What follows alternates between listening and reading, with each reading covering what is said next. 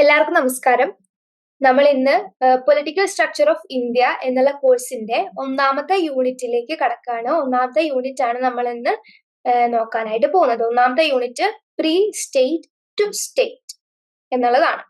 അപ്പോൾ സ്റ്റേറ്റ് ഉണ്ടാവുന്നതിന് മുമ്പ് എന്തായിരുന്നു ഉണ്ടായിരുന്നത്, പിന്നീട് സ്റ്റേറ്റിലേക്ക്, പ്രീ സ്റ്റേറ്റ് തൊട്ട് സ്റ്റേറ്റ് വരെയുള്ള കാലഘട്ടം, അതിനെ കുറിച്ചാണ് പറയുന്നത്. അപ്പോൾ ഇൻട്രൊഡക്ഷൻ നോക്കുകയാണെങ്കിൽ ആദ്യം തന്നെ ഒരു സ്റ്റേറ്റ് എന്താണ്, അതിന്റെ ഒരു എങ്ങനെയൊക്കെയാണ് എന്നുള്ളതിനെ കുറിച്ചുള്ള കുറച്ചൊരു ആർഗ്യുമെന്റ്സ് ആണ് പറയുന്നത്. ഓക്കെ, അപ്പൊ ഫസ്റ്റ് പറയുന്നത് എന്താന്ന് വെച്ച് കഴിഞ്ഞാൽ, തിയറിറ്റിക്കലി സ്റ്റേറ്റ് എന്ന് പറയുന്നത് ഒരു യൂണിവേഴ്സൽ ആയിട്ടുള്ള ഒരു ഇൻസ്റ്റിറ്റ്യൂഷൻ അല്ല. അതായത് എല്ലായിടത്തും ഒരുപോലെ കാണുന്ന ഒരു ഇൻസ്റ്റിറ്റ്യൂഷൻ അല്ല. അതുപോലെ തന്നെ അത് സ്ട്രാറ്റിഫൈഡ് ആയിട്ടുള്ള സൊസൈറ്റിയിലും ഡിഫറൻഷിയേറ്റഡ് ഇക്കണോമീസിലും മാത്രമേ അത് ഉണ്ടാവുള്ളൂ എന്നാണ് പറയുന്നത്. അതായത് സൊസൈറ്റിയിൽ സ്ട്രാറ്റിഫിക്കേഷൻ വേണം. എല്ലാവരും ഒരുപോലെ ആയിക്കഴിഞ്ഞാൽ ഒരു സ്റ്റേറ്റ് ഉണ്ടാവില്ല. അതുപോലെ തന്നെ എല്ലാവരുടെയും ഇക്കണോമിക് കണ്ടീഷൻ ഒരേപോലെ ആണെങ്കിൽ ഒരു സ്റ്റേറ്റ് ഉണ്ടാവില്ല. ഒരു ഹൈറാർക്കി ഉണ്ടാവണം. ഓക്കെ, അങ്ങനെയാണെങ്കിൽ ഒരു സ്റ്റേറ്റ് ഉണ്ടാവുള്ളൂ എന്നാണ് തിയററ്റിക്കലി പറയുന്നത്. പിന്നീട് ലോജിക്കലി കുറച്ച് ഐഡിയാസ് അതിനെ ഫോളോ ചെയ്ത് വരുന്നുണ്ട്. അതെന്തൊക്കെയാന്ന് വെച്ച് കഴിഞ്ഞാല്, non stratified societies are pre state societies. അപ്പൊ സ്ട്രാറ്റിഫൈഡ് സൊസൈറ്റീസ് ആണ് സ്റ്റേറ്റ് ആവാൻ നമ്മൾ പറഞ്ഞു. അപ്പൊ ഇവിടെ പറയാണ് നോൺ സ്ട്രാറ്റിഫൈഡ് ആയിട്ടുള്ള സൊസൈറ്റീസ്. എന്നാൽ ഇതിനു മുമ്പ് സൊസൈറ്റീസ് ഉണ്ടായിരുന്നു. സ്ട്രാറ്റിഫിക്കേഷൻ, സോഷ്യൽ സ്ട്രാറ്റിഫിക്കേഷൻ വരുന്നതിന് മുമ്പും സൊസൈറ്റീസ് നിലനിന്നിരുന്നു. അപ്പൊ അത്തരത്തിലുള്ള സൊസൈറ്റിനെ നമുക്ക് എന്തായിട്ട് പറയാം, പ്രീ സ്റ്റേറ്റ് ആയിട്ട് പറയാം. സ്റ്റേറ്റ് ഉണ്ടാവുന്നതിന് തൊട്ട് മുൻപ് എന്നുള്ള ഒരു രീതിയിൽ സ്റ്റേറ്റിലേക്ക് അവർ വരികയാണ് ആ ഒരു കാലഘട്ടം. അപ്പോൾ non stratified societies are pre state societies. പിന്നെ origin of the state is not external. ഒരു സ്റ്റേറ്റിന്റെ ഒറിജിൻ, അതിന്റെ ഉത്ഭവം എന്ന് പറയുന്നത് എക്സ്റ്റേണൽ ആയിട്ടുള്ള ഒരു ഫാക്ടർ കൊണ്ടല്ല, അതിന്റെ ഇന്റേണൽ ആയിട്ടുള്ള ഫാക്ടേഴ്സ് കൊണ്ട്, ഉള്ളിൽ തന്നെ ഇടകലർന്നുകൊണ്ട് അത് തന്നെ ഉണ്ടാവുന്ന ഒരു സംഗതിയാണ്. അതായത് പുറത്തുനിന്ന് ഒന്നും അതിനെ കോൺട്രിബ്യൂട്ട് ചെയ്യുന്നില്ല. സ്റ്റേറ്റ് ഇസ് ഇനെവിറ്റബിലി സ്വീ ജനറീസ്. സ്വീ ജനറീസ് എന്നൊരു ലാറ്റിൻ ടേം ആണ്. അതിന്റെ മീനിങ് യുണീക്ക് എന്നാണ്. ഓക്കെ, അപ്പൊ സ്റ്റേറ്റ് എന്ന് പറയുന്നത് വളരെ യുണീക്ക് ആയിട്ടുള്ള ഒരു സംഗതിയാണ്. അത് ഒരു സ്ഥലത്തും റിപ്പീറ്റ് ചെയ്യപ്പെടുന്നില്ല. It gets neither diffused nor transplanted. അത് നമുക്ക് ഇല്ലാതായി പോകുന്നില്ല. അതിന് നമുക്ക് ഒരു സ്ഥലത്തേക്ക് പറിച്ച് മാറ്റി വേറെ സ്ഥലത്തേക്ക് വെക്കാനും പറ്റില്ല. ദെൻ ദ ലാസ്റ്റ് പോയിന്റ് പറയുന്നത്, concept of the secondary state formation is a misnomer. അപ്പോ എന്താണ് ഈ സെക്കൻഡറി സ്റ്റേറ്റ് ഫോർമേഷൻ? അതിന് പ്രൈമറി സ്റ്റേറ്റ് ഫോർമേഷൻ എന്താണ്? പ്രൈമറി സ്റ്റേറ്റ് ഫോർമേഷൻ എന്ന് വെച്ച് കഴിഞ്ഞാല്, ഈ പൊതുവെയുള്ള തിയറി പ്രകാരം പറയുന്നത് പ്രൈമറി ആയിട്ട്, അതായത് സ്ക്രാച്ചിൽ നിന്നും, അതായത് ഒന്നും ഉണ്ടായിരുന്നില്ല, അവിടെ ഒന്നും ഉണ്ടായിരുന്നില്ലാത്തൊരവസ്ഥയിൽ നിന്ന് അവരൊരു സ്റ്റേറ്റ് ഉണ്ടാക്കി കൊണ്ടുവരാണ്. അപ്പൊ അത്തരത്തിലും വളരെ കുറച്ച് സ്ഥലങ്ങളിലെ അങ്ങനെ ഒരു സംഭവം ഉണ്ടായിട്ടുള്ളൂ. അപ്പൊ അങ്ങനെ പറയുന്ന ഒരു കാര്യങ്ങളിൽ ഒന്നാണ് Indus valley civilisation, Mesopotamian civilisation, Peru, അതുപോലെ നൈൽ സിവിലൈസേഷൻ തുടങ്ങിയിട്ടുള്ള സിവിലൈസേഷൻസ് ഒക്കെ. അതായത് ഒന്നുമില്ലാതിരുന്നു, പിന്നീട് അവിടെ നിന്ന് ഒരു സ്റ്റേറ്റ് ഉണ്ടായി വന്നു. അതാണ് പ്രൈമറി സ്റ്റേറ്റ് ഫോർമേഷൻ എന്ന് പറയുന്നത്. സെക്കൻഡറി സ്റ്റേറ്റ് ഫോർമേഷൻ എന്ന് വെച്ച് കഴിഞ്ഞാല്, ഇത്തരത്തില് ഉണ്ടായി വരുന്ന സ്റ്റേറ്റുകളെ കണ്ടുകൊണ്ട് ബാക്കിയുള്ള സ്ഥലത്തേക്ക് അതിങ്ങനെ സ്പ്രെഡ് ആവാണ്. അതിന്റെ ഒരു ഇൻഫ്ലുവൻസ് ഇങ്ങനെ പരക്കാണ്. അപ്പോൾ അത് വെച്ചിട്ട് വീണ്ടും മറ്റുള്ള സ്ഥലങ്ങളിൽ സ്റ്റേറ്റ് ഉണ്ടാകും. അപ്പൊ അതിനാണ് സെക്കൻഡറി സ്റ്റേറ്റ് എന്ന് പൊതുവെ പറയാം. അപ്പൊ ഇവിടെ പറയുന്നത് സെക്കൻഡറി സ്റ്റേറ്റ് ഫോർമേഷൻ എന്ന് പറയുന്നത് ഒരു മിസ്നോമർ ആണ്. അതായത് അതൊരു ശരിയായിട്ടുള്ള ഒരു പ്രയോഗമല്ല. സെക്കൻഡറി സ്റ്റേറ്റ് ഫോർമേഷൻ എന്ന് പറയുന്നത് ശരിയായിട്ടുള്ള പ്രയോഗമല്ല എന്നാണ് ഇവിടെ പറയുന്നത്. ലോജിക്കലി കുറച്ച് ഐഡിയാസ് ഇങ്ങനെ പറയുന്നു, അത്രേ ഉള്ളൂ. ഓക്കെ, പിന്നെ വേറൊരു കാര്യം, ഒരു ക്രൂഷ്യൽ ആയിട്ടുള്ള ഒരു ക്വസ്റ്റ്യൻ ഇവിടെ ചോദിക്കുന്നത്, ഈ ഒരു ഇൻട്രൊഡക്ഷനിൽ ചോദിക്കുന്നത് എന്താണെന്ന് വെച്ച് കഴിഞ്ഞാല്, ഈ സ്റ്റേറ്റിന്റെ ഫോർമേഷൻ, സ്റ്റേറ്റ് ഉണ്ടാവുമ്പോൾ, അതായത് സ്റ്റേറ്റിന്റെ ആബ്സെൻസ് അല്ലെങ്കിൽ സ്റ്റേറ്റിന്റെ പ്രസൻസ്, ഇത് എത്തരത്തിലാണ് സോഷ്യൽ ഫോർമേഷനെ ബാധിക്കുന്നത്? എങ്ങനെയുള്ള ഒരു സോഷ്യൽ ഫോർമേഷൻ ആണ് ഉണ്ടായി വരുന്നത് ഈ സ്റ്റേറ്റ് ഉള്ള സമയത്തും ഇല്ലാത്ത സമയത്തും? അപ്പം അത്തരത്തിലുള്ള കുറച്ച് കാര്യങ്ങൾ ഇങ്ങനെ പറയാ, ആ ഒരു കാര്യങ്ങൾ ഈ ഒരു ഇതിൽ പറയുന്നുള്ളൂ, ഈ ഒരു ഇൻട്രഡക്ഷനിൽ പറയുന്നത്. പിന്നെ നമ്മൾ നോക്കുകയാണെങ്കിൽ, നമ്മൾ ഹിസ്റ്ററിയിലേക്ക് നോക്കുകയാണെങ്കിൽ എങ്ങനെയാണ് സ്റ്റേറ്റ് നമ്മൾ നോക്കാം. അപ്പോ ഹിസ്റ്ററിയിൽ പൊതുവേ നമ്മൾ സ്റ്റേറ്റ് ഫോർമേഷൻ നോക്കുകയാണെങ്കിൽ, നമ്മൾ kingdom, chiefdom to kingdom, kingdom to monarchy, monarchy to empire, empire to all the new forms of modern state, kind of like nation state പോലെയുള്ള സ്റ്റേറ്റുകൾ. അപ്പൊ അത്തരത്തിലാണ് നമ്മൾ ഹിസ്റ്ററിയിൽ സ്റ്റേറ്റ് ഫോർമേഷനെ കുറിച്ച് നോക്കുന്നത്. ഇനി നമ്മൾ നോക്കുകയാണെങ്കിൽ നോർത്ത് ഇന്ത്യയില് pre state to state formation നമുക്ക് കാണാൻ സാധിക്കുന്നത് മിഡ് ഫസ്റ്റ് മില്ലേനിയം BCE കാലഘട്ടം തുടങ്ങിയിട്ടാണ്. മിഡ് ഫസ്റ്റ് മില്ലേനിയം BCE കാലഘട്ടം തുടങ്ങിയിട്ട് സ്റ്റേറ്റ് ആയിട്ട് വന്നു നോർത്ത് ഇന്ത്യ. നമ്മൾ വേദിക് പീരീഡ് ആണ് പ്രൈമറിലി പറയുന്നത്. ഓക്കെ, അപ്പോഴേക്കും സ്റ്റേറ്റ് ഫോർമേഷൻ വരുന്നു. സൗത്ത് ഇന്ത്യയെ സംബന്ധിച്ച് 6th സെഞ്ചുറി CE തൊട്ടേ സൗത്ത് ഇന്ത്യയിൽ സ്റ്റേറ്റിന്റെ ഫോർമേഷൻ ഉണ്ടായി വരുന്നുള്ളൂ എന്ന് പറയപ്പെടുന്നു. എങ്ങനെയാണ് ഹിസ്റ്റോറിയൻസ് ആർഗ്യൂ ചെയ്യുന്നത്. ഇനി പലതരത്തിലുള്ള തിയറീസ് ഉണ്ട് എങ്ങനെ സ്റ്റേറ്റ് വരുന്നു എന്നുള്ള കാര്യം നോക്കാൻ വേണ്ടിയിട്ട്. അപ്പൊ അത്തരത്തിൽ കുറച്ച് തിയറികൾ ഇവിടെ പറയുന്നുണ്ട്, നമുക്ക് നോക്കാം. അപ്പൊ ഒന്നാമത്തെ തിയറി കോൺക്വസ്റ്റ് തിയറി. കോൺക്വസ്റ്റ് തിയറിയിൽ എന്താ പറയുന്നത്? When the Aryans conquered and subordinated the indigenous society, the state came into existence. നമ്മൾ ഒരുപാട് എപ്പോഴും കേൾക്കുന്ന ഒരു ഡിബേറ്റ് ആണ് ആര്യൻ ഡിബേറ്റ്. ആര്യന്മാര് ഇന്ത്യയിലേക്ക് വന്നു എന്ന് പറയപ്പെടുന്നു. ചില ആൾക്കാർ ഇന്ത്യയിലേക്ക് മൈഗ്രേറ്റ് ചെയ്തു എന്ന് പറയുന്നു. ചില ഹിസ്റ്റോറിയൻസ് അവർ ഇൻവേഡ് ചെയ്തു എന്ന് പറയുന്നു. അപ്പൊ അതിൽ പലതരത്തിലുള്ള അഭിപ്രായങ്ങൾ നിലനിൽക്കുന്നുണ്ട്. കൂടുതലായിട്ടും ഒരു പ്രമുഖമായിട്ടുള്ള ഒരു അഭിപ്രായം എന്ന് പറയുന്നത് അവര് മൈഗ്രേറ്റ് ചെയ്ത് വന്നവരാണ് സെൻട്രൽ ഏഷ്യയിൽ നിന്ന് എന്നുള്ളതാണ്. അപ്പോ ഈ കോൺക്വസ്റ്റ് തിയറിയിൽ പറയുന്നത് ആര്യന്മാര് ഇവിടെ വന്ന് കോൺകർ ചെയ്തു, എന്നിട്ട് ഇവിടെ ഉണ്ടായിരുന്ന ആൾക്കാരെ, ഇവിടെ ഉണ്ടായിരുന്ന ജനതയെ സബോർഡിനേറ്റ് ചെയ്തു, അവരെ അടിച്ചമർത്തി, അവരെ കീഴിലാക്കി, അവരാണ് ഭരിക്കാൻ തുടങ്ങിയത്. അപ്പോ അങ്ങനെയാണ് ഇൻഡിജീനിയസ് സൊസൈറ്റിനെ നമ്മൾ സബോർഡിനേറ്റ് ചെയ്തതോടുകൂടി ഇന്ത്യയില് സ്റ്റേറ്റ് ഉണ്ടായി വന്നു എന്ന് പറയും. അതാണ് കോൺഗ്രസ് തിയറി പറയുന്നത്. ഇതൊക്കെ തിയറീസ് ആണ് കേട്ടോ. ഇതൊന്നും ശരിയാവണം എന്നുള്ളത് ഒരു നിർബന്ധമില്ല. ഇനി രണ്ടാമത്തെ തിയറി എന്ന് പറയുന്നത് തിയറി ഓഫ് ഇന്റേണൽ സ്ട്രാറ്റിഫിക്കേഷൻ. അപ്പൊ അതെന്താണ്? Caste structure as a system of stratification in which Kshatriyas were the ruling class and this comprised the peasantry. അപ്പൊ കാസ്റ്റ് സ്ട്രക്ചർ ഇന്ത്യയില് വേദിക് പീരീഡ് തൊട്ട് നിലനിൽക്കുന്ന ഒരു സംഗതിയാണ്. ഓക്കെ, പിന്നീട് അത് വളരെയധികം സ്ട്രാറ്റിഫൈഡ് ആവുകയും വളരെയധികം ഒരു വലിയ ഒരു തരത്തിലുള്ള ഒരു ഹെറിഡിറ്ററി സംഗതിയായിട്ട് മാറി വരികയും ചെയ്യുന്ന പിന്നീടുള്ള കാലഘട്ടങ്ങളാണ്. എന്നാലും അന്ന് തൊട്ടേ ഉണ്ട്. അപ്പൊ ഈ കാസ്റ്റ് സ്ട്രക്ചർ സിസ്റ്റം അനുസരിച്ച് നോക്കുകയാണെങ്കിൽ ക്ഷത്രിയാസ് ആണ് റൂളിംഗ് ക്ലാസ്. ഓക്കെ, അപ്പൊ ക്ഷത്രിയാസ് എന്ത് ചെയ്യും? ഈ വിസ് എന്ന് പറയുന്നത് സാധാരണ ജനങ്ങളാണ്. അപ്പൊ വിസിന് മുകളില് ഭരിക്കുന്നത് ക്ഷത്രിയാസ് ആണ്. വിസിലാണ് ഈ പെസൻട്രി ഒക്കെ വരുന്നത്, ഈ കോമൺ പോപ്പുലേഷൻ ഒക്കെ വരുന്നത് വിസിലാണ്. ഓക്കെ, അപ്പൊ വിസിനെയും എല്ലാവരെയും കൂടി ഭരിക്കുന്നത് ക്ഷത്രിയാസ് ആണ്. അപ്പൊ ഇത്തരത്തിലുള്ള ഒരു സുപ്പീരിയർ പൊസിഷൻ നമ്മൾക്ക് ക്ഷത്രിയാസിന് ഒരു നോർത്ത് ഇന്ത്യയിൽ നമുക്ക് കാണാം. അപ്പൊ അത്തരത്തിലുള്ള ഒരു പൊസിഷൻ ആണ് നോർത്ത് ഇന്ത്യയില് സ്റ്റേറ്റ് ഫോർമേഷനെ സഹായിച്ചത് എന്ന് പറയപ്പെടുന്നു. അതാണ് തിയറി ഓഫ് ഇന്റേണൽ സ്ട്രാറ്റിഫിക്കേഷൻ, ഉള്ളിലുള്ള സ്ട്രാറ്റിഫിക്കേഷൻ കൊണ്ട് ഉണ്ടായി വരുന്ന സ്റ്റേറ്റ്. ഓക്കെ, അപ്പൊ അങ്ങനെ രണ്ട് തിയറീസ് ആണ് നമ്മൾ കണ്ടത്. ഇനി കുറച്ചു കാര്യങ്ങൾ പറയുന്നുണ്ട് സ്റ്റേറ്റ് ഫോർമേഷന് വേണ്ടിയിട്ടുള്ള പ്രീ റെക്യൂസൈറ്റ്സ് എന്തൊക്കെയാണ്. അത് ഇത്തരം ഈ കാര്യങ്ങളൊക്കെ ഫുൾഫിൽ ചെയ്ത് കഴിഞ്ഞു കഴിഞ്ഞാൽ നമുക്ക് സ്റ്റേറ്റിനെ ഉണ്ടാക്കാം, സ്റ്റേറ്റ് ഫോം ചെയ്യാം എന്നുള്ളൊരു സംഗതി ഉണ്ട്. അപ്പൊ അത് എന്തൊക്കെയാണ് എന്നുള്ളതാണ് അവിടെ ലിസ്റ്റ് ചെയ്തിരിക്കുന്നത്. നമുക്ക് നോക്കാം. ഒന്ന്, establishment of peasant economy. Peasant economy അതൊരു അഗ്രേറിയൻ ഇക്കണോമി, അതായത് അഗ്രികൾച്ചർ ആണ് പ്രധാനപ്പെട്ട വരുമാനം. അപ്പോൾ അഗ്രികൾച്ചറിൽ നിന്ന് നമ്മൾ വരുമാനം ഉണ്ടാക്കുന്നു. അത്തരത്തിലുള്ള ഒരു ഇക്കണോമിയെ നമ്മൾ എസ്റ്റാബ്ലിഷ് ചെയ്യാം. ഓക്കെ, അപ്പൊ അതാണ് ഒരു കാര്യം സ്റ്റേറ്റ് ഉണ്ടാവണം എന്നുണ്ടെങ്കിൽ. രണ്ടാമത്തെ, population growth and social circumscription. Population ഉണ്ടാവാം, പോപ്പുലേഷൻ വളരുക, അതായത് പോപ്പുലേഷൻ ഗ്രോ ചെയ്യുക. പോപ്പുലേഷൻ സ്റ്റാഗ്നന്റ് ആയിട്ട് നിന്നിട്ട് ഒരു കാര്യമില്ല, പോപ്പുലേഷൻ ഗ്രോത്ത് തന്നെ ഉണ്ടാവണം. അതുപോലെ സോഷ്യൽ സർക്കംസ്ക്രിപ്ഷൻ, അതായത് സൊസൈറ്റി വളരുക.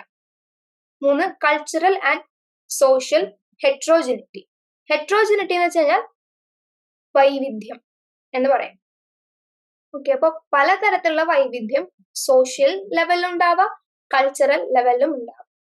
മൂന്ന്, trade and urban centres. Trade നടക്കണം, അല്ലെ, കച്ചവടം നടക്കണം, അതുപോലെ urban സെന്റേഴ്സ് ഉണ്ടായി വരണം. Fourth, socio economic differentiation. Socio economic differentiation നമ്മൾ നേരത്തെ പറഞ്ഞ പോയിന്റിലാണ് സോഷ്യോ ഇക്കണോമിക് സ്ട്രാറ്റിഫിക്കേഷൻ പറഞ്ഞ പോലെ തന്നെ ഒരു ഡിഫറൻസ് കാണും. എല്ലാവരും ഒരുപോലെയാണ്, എല്ലാവരും തുല്യരാണ് എന്നുണ്ടെങ്കിൽ അവിടെ സ്റ്റേറ്റിന്റെ ആവശ്യമില്ല. കാരണം എല്ലാവർക്കും സ്വന്തം കാര്യം ഒരുപോലെ നോക്കി പോകാനായിട്ട് പറ്റും. അപ്പൊ ഒരു സ്റ്റേറ്റിന്റെ ആവശ്യമില്ല എന്നാണ് ഇവിടെ പറയുന്നത്. അപ്പോൾ സ്റ്റേറ്റ് ഫോർമേഷന് വേണ്ടിയിട്ടുള്ള ഒരു പ്രീറിക്വിസിറ്റ് ആണ് സോഷ്യോ എക്കണോമിക് ഡിഫറൻഷിയേഷൻ. അടുത്തത് പിന്നെ ഒരു സ്റ്റേറ്റ് സിസ്റ്റം നമ്മൾ ഉണ്ടാക്കുക. അപ്പോൾ ആ സ്റ്റേറ്റ് സിസ്റ്റത്തിൽ എന്തുണ്ടാവും? പൊളിറ്റിക്കൽ പവർ ആയിരിക്കും മെയിൻ ആയിട്ടുള്ള സംഭവം. പൊളിറ്റിക്കൽ പവർ ആണ് ആ സ്റ്റേറ്റിനെ നമ്മൾ കൺട്രോൾ ചെയ്യുന്നത് പൊളിറ്റിക്കൽ പവർ കൊണ്ടാണ്. അപ്പോൾ ഈ പൊളിറ്റിക്കൽ പവർ കൊണ്ട് മാത്രമല്ല കൺട്രോൾ ചെയ്യുന്നത്, ഒരു സ്റ്റേറ്റ് നിലനിന്ന് പോകണം എന്നുണ്ടെങ്കിൽ അതിന് എന്ത് വേണം? റവന്യൂ വേണം, വരുമാനം വേണം, അപ്പോൾ റിസോഴ്സസ് വേണം. ആ റിസോഴ്സസിന് വേണ്ടിയിട്ട് എങ്ങനെയാണ് അവര് വരുമാനം കണ്ടെത്തുന്നത്? അവര് ഈ ഉള്ള ജനങ്ങളിൽ നിന്ന്, ആ ഒരു ടെറിട്ടറിയിൽ താമസിക്കുന്ന ആൾക്കാരിൽ നിന്ന് പൈസ കളക്ട് ചെയ്യുക, ഇൻകം ജനറേറ്റ് ചെയ്യുക. പൈസ കളക്ട് ചെയ്യുക എന്നുള്ളതല്ല കേട്ടോ, അങ്ങനെ ഒരു സെൻസിൽ എടുക്കരുത്. ഇൻകം ജനറേറ്റ് ചെയ്യുക, അതായത് പല പല തൊഴിലുകൾ അവർ ചെയ്ത് ആ തൊഴിലിൽ നിന്നുള്ള ഇൻകം എടുത്ത് അതാണ് പിന്നീട് സ്റ്റേറ്റിന് കൊടുക്കുക. അപ്പൊ അത് വെച്ചിട്ടാണ് നമ്മൾ സ്റ്റേറ്റ് റൺ ചെയ്യുന്നത്. അപ്പൊ ഇത്തരത്തിലുള്ള കാര്യങ്ങളൊക്കെയാണ് ഈ ഒരു ഇൻട്രൊഡക്ഷനിൽ പറയുന്നത്. നിങ്ങൾക്ക് ചെറുതായിട്ടൊരു എന്താണ് സ്റ്റേറ്റ് എന്നതിന് ചെറിയ ഒരു ഇൻട്രൊഡക്ഷൻ, നമ്മൾ ഒന്നും മറന്നു പോയിട്ടൊന്നും ഇല്ലല്ലോ എന്ന് നോക്കാൻ വേണ്ടിയിട്ട്, അത്രേ ഉള്ളൂ. നമ്മൾ ഇനി നമ്മളുടെ സോഴ്സസിനെ കുറിച്ചാണ് നോക്കാൻ പോകുന്നത്. അപ്പോൾ ഹിസ്റ്ററി പഠിക്കുമ്പോൾ നമുക്ക് ഏറ്റവും ഇമ്പോർട്ടന്റ് ആയിട്ടുള്ള ഒരു കാര്യം എന്ന് പറയുന്നത് സോഴ്സസ് ആണ്. ഹിസ്റ്ററി എന്ന് പറയുന്നത് നമ്മൾ കൂടുതലായിട്ട് നമ്മൾ റെക്കോർഡ്സിനെയാണ്, ഡോക്യുമെന്റ്സിനെയാണ് നമ്മൾ ആശ്രയിക്കുന്നത് ഹിസ്റ്ററി എഴുതാൻ വേണ്ടിയിട്ട്. അപ്പൊ അത് എന്ത് ടൈപ്പ് ഡോക്യുമെന്റ് ആണ് നമ്മൾ നോക്കുന്നത്, എന്ത് മെറ്റീരിയൽ ആണ് നമ്മൾ നോക്കുന്നത് എന്നുള്ളത് വളരെ ഇമ്പോർട്ടന്റ് ആയിട്ടുള്ള കാര്യം. അതിന് ഒത്തന്റിസിറ്റി ഉണ്ടോ ആ ഒരു ഡോക്യുമെന്റിന്? അപ്പൊ അതൊക്കെ വളരെയധികം നമ്മൾ ശ്രദ്ധിക്കേണ്ട ഒരു കാര്യം. അപ്പൊ അത്തരത്തിലുള്ള സോഴ്സസിനെ കുറിച്ച് നമുക്കൊന്ന് പരിചയപ്പെടാം. നോർത്ത് ഇന്ത്യയിലത്തെ കാര്യമാണ് പറയുന്നത്. അതായത് ഹാരപ്പൻ എവിഡൻസ്, ഹാരപ്പയിൽ നിന്നുള്ള എവിഡൻസ് വെച്ചിട്ട് എങ്ങനെയാണ് നമുക്ക് നോക്കാം. It is now generally considered that there were state-like institutions in the Harappan context. Harappan കോണ്ടെക്സ്റ്റിലും സ്റ്റേറ്റ് പോലത്തെ ഇൻസ്റ്റിറ്റ്യൂഷൻസ് ഉണ്ടായിരുന്നു എന്നാണ് ഇപ്പോൾ പറയപ്പെടുന്നത്, ഇപ്പോഴത്തെ പുതിയ പഠനങ്ങൾ പറയും. അപ്പോൾ ഹാരപ്പനെ സംബന്ധിച്ച് പറയുകയാണെങ്കിൽ നമുക്ക് ടെക്സ്റ്റുവൽ ട്രഡീഷൻസ് ഒന്നും കിട്ടിയിട്ടില്ല. ടെക്സ്റ്റ് ആയിട്ട്, ഡോക്യുമെന്റ് ആയിട്ട്, അതുപോലെ തന്നെ ഇൻസ്ക്രിപ്ഷൻസ് ഉണ്ട്, പക്ഷെ അത് പൂർണ്ണമായിട്ട് ഇപ്പോഴും നമുക്കത് വായിച്ചെടുക്കാൻ, മനസ്സിലാക്കാനായിട്ട് സാധിച്ചിട്ടില്ല. അപ്പൊ അതുകൊണ്ട് തന്നെ ഡോക്യുമെന്റ്സ് ആയിട്ട്, എഴുത്തായിട്ട് നമുക്ക് ഒന്നും തന്നെ കിട്ടിയിട്ടില്ല. അപ്പൊ അതുകൊണ്ട് നമുക്കൊരു ക്ലാരിറ്റി ഇല്ല അതിനെ കുറിച്ചിട്ട്. ഓക്കെ, നമുക്കൊരു ഇമാജിനേറ്റീവ് പോസിബിലിറ്റി ഒക്കെ ആയിട്ട് നമുക്ക് പറയാൻ പറ്റുള്ളൂ. ആ ഒരു ഈ ഒരു കാര്യങ്ങളെ കുറിച്ചിട്ട് നമുക്ക് സ്റ്റേറ്റ് സൊസൈറ്റി ഉണ്ടാവാൻ സാധ്യതയുണ്ട് എന്നുള്ള രീതിയിൽ. അപ്പോ അതുപോലെ തന്നെ so therefore it is well nigh impossible to trace continuities in the political processes from Harappan to post-Harappan cultures.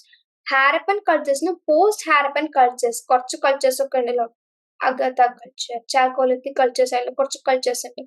അപ്പോൾ അതിന്റെ ഒക്കെ തന്നെ ഒരു കണ്ടിന്യൂറ്റി, ഒരു പൊളിറ്റിക്കൽ കണ്ടിന്യൂറ്റി എങ്ങനെയായിരുന്നു, അപ്പൊ അവിടെയുള്ള ആൾക്കാർ തന്നെയായിരുന്നു ഇവിടെ ഭരിച്ചിട്ടുണ്ടായിരുന്നത്, അതോ എന്തെങ്കിലും അങ്ങനെ എന്തെങ്കിലും ഉണ്ടായിരുന്നോ എന്നുള്ളതിനെ കുറിച്ചിട്ട് നമുക്ക് കണ്ടെത്തുക എന്നുള്ളത് അസാധ്യമായിട്ടുള്ള ഒരു കാര്യമാണ് ഇന്നത്തെ ഒരു അവസ്ഥയിൽ. പിന്നെ രണ്ടാമത്തെ ഒരു ഇമ്പോർട്ടന്റ് ആയിട്ടുള്ള സോഴ്സ് എന്ന് പറയുന്നത് വേദിക് ടെക്സ്റ്റ് ആണ്. നോർത്ത് ഇന്ത്യനെ കുറിച്ചാണ് നമ്മൾ സംസാരിക്കുന്നത്. അപ്പോ ഏർലി വേദിക് ആണെങ്കിൽ നമുക്കറിയാം ഋഗ്വേദ, ലേറ്റർ വേദിക് യജുർവേദ, സാമവേദ, അഥർവവേദ, പിന്നെ സൂത്രാസ് വരുന്നുണ്ട്, ബ്രാഹ്മണാസ് വരുന്നുണ്ട്. ഓക്കെ, ഇത് ഒരു മില്ലേനിയം വർഷങ്ങൾ കൊണ്ട്, ഒരു 1000ഓളം വർഷങ്ങൾ കൊണ്ടാണ് ഈ ഒരു ഫുൾ ടെക്സ്റ്റുകൾ കംപ്ലീറ്റ് ചെയ്തിട്ടുണ്ടാവുക. അപ്പൊ ആലോചിക്കാറ് അത്രയും കാലഘട്ടത്തെ കാര്യങ്ങളൊക്കെ അതിനെ ഇൻഫ്ലുവൻസ് ചെയ്യാനായിട്ട് സാധ്യതയുണ്ട്. 1500 തുടങ്ങി 500 BC കാലഘട്ടത്തിലാണ് ഈ ഒരു കമ്പൈലേഷൻ നടന്നിട്ടുള്ളത്. പിന്നെ ഈ വേദാസ്, 4 പ്രിൻസിപ്പൽ വേദാസ് ഉണ്ട്, ഋഗ്വേദ, യജുർവേദ, സാമവേദ, അഥർവവേദ. ഇതിലൊക്കെ ആണെങ്കിൽ പ്രേയേഴ്സ് അല്ലെങ്കിൽ ചാൻസ് അല്ലെങ്കിൽ മന്ത്രാസ് എന്നുള്ളതാണ് വരുന്നത്. ബ്രാഹ്മണാസിലും സൂത്രാസിലും പറയുന്നത് കമന്ററീസ് കൊടുക്കുന്നുണ്ട് ഇതിനെ കുറിച്ചിട്ട്. ഈ വേദങ്ങളെ അടിസ്ഥാനപ്പെടുത്തിയിട്ട് തന്നെയാണ് അതിലും എഴുതിയിരിക്കുന്നത്. കമന്ററീസ് കൊടുക്കുന്നത്, റിച്വൽസിനെ കുറിച്ചുള്ള കമന്ററി കൊടുക്കുന്നുണ്ട്, എങ്ങനെയൊക്കെയാണ് നടത്തേണ്ടത് അത് വിശദമായിട്ട് കൊടുക്കുന്നത്. പക്ഷെ ഈ ഒരു വേദാസിന്റെ കുഴപ്പം എന്താ വെച്ച് കഴിഞ്ഞാല് നമുക്കൊരു ഡയറക്റ്റ് ആയിട്ടുള്ള ഒരു എവിഡൻസ് കിട്ടുന്നില്ല എന്തെങ്കിലും പൊളിറ്റിക്കൽ പ്രോസസ്സസ് അല്ലെങ്കിൽ ഇവന്റ്സ് ഒക്കെ നടന്നിട്ടുണ്ടോ എന്നുള്ളത്. അപ്പോ നമുക്ക് തന്നെ സ്കോളേഴ്സ് ഒക്കെ ഈ മിക്സ്, റിച്വൽസ്, അതിന്റെയൊക്കെ അക്കൗണ്ട്സ് ഒക്കെ ട്രേസ് ചെയ്തിട്ട് ഓക്കെ നമുക്ക് ഇങ്ങനെ പൊളിറ്റിക്കൽ ഇൻസ്റ്റിറ്റ്യൂഷൻസ് ഉണ്ടായിട്ടുണ്ടാവാം എന്നുള്ള രീതിയിൽ നോക്കുകയാണ് ചെയ്യുന്നത്.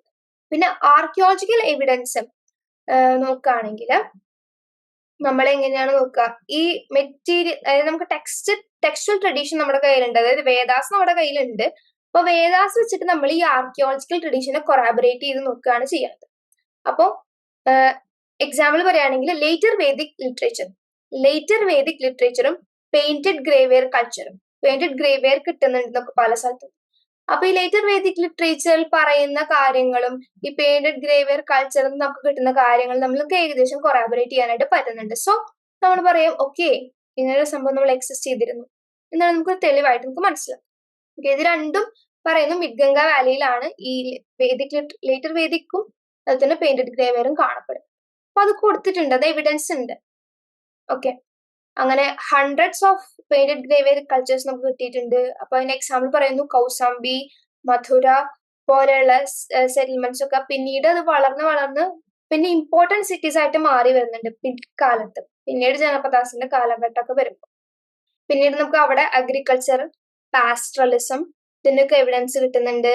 പിന്നെ കുറച്ച് ബാറ്റിൽ ആൻഡ് ഡോഗ് ഹട്ട്സ്, അതുപോലെ തന്നെ അയണിന്റെ യൂസ്, അയണും കുറച്ച് നമുക്ക് കിട്ടുന്നുണ്ട്. അപ്പൊ നമുക്ക് മനസ്സിലാക്കാം അയണും അവർ യൂസ് ചെയ്തിട്ടുണ്ടായി. പിന്നെ പെയിന്റഡ് ഗ്രേവെയറിൽ നമുക്കറിയാലോ PGW എന്ന് പറയുന്നത് പെയിന്റഡ് ഗ്രേവെയർ കൾച്ചർ ആണ്. ഓക്കെ, അതായത് it is A pottery, it is A kind of pottery. ആ ഒരു പോട്ടറി ആണ് പെയിന്റഡ് ഗ്രേവെയർ എന്ന് പറയുന്നത്. ഇതിനെയാണ് പെയിന്റഡ് ഗ്രേവെയർ കൾച്ചർ എന്ന് നമ്മൾ പറയുന്നത്. അപ്പോ ആ ഒരു പോട്ടറി നമുക്ക് ഇഷ്ടം പോലെ നമുക്ക് കിട്ടിയിട്ടുണ്ട്. പിന്നെ ഈ ഒരു PGWന്റെ കാര്യം പക്ഷെ പറയുകയാണെങ്കിൽ ഈ പോട്ടറി എന്ന് പറയുന്നത് എല്ലാ ക്ലാസ്സസും ഈ ഒരു പോട്ടറി യൂസ് ചെയ്തിട്ടുണ്ടാവുമോ എന്നുള്ളത് വേറെ ക്വസ്റ്റ്യൻ ആണ്. അത് എല്ലാവർക്കും ഒരുപോലെ ഇങ്ങനത്തെ ഇതൊരു നല്ലൊരു ഗ്ലേസിംഗ് ഉള്ള നല്ലൊരു ടൈപ്പ് ഓഫ് പോട്ടറി ആണത്. അപ്പൊ എല്ലാവർക്കും ആക്സസിബിൾ ആയിരുന്നു എന്നുള്ളത് ഒരു ഡൗട്ട്ഫുൾ ആയിട്ടുള്ള കാര്യമാണ്.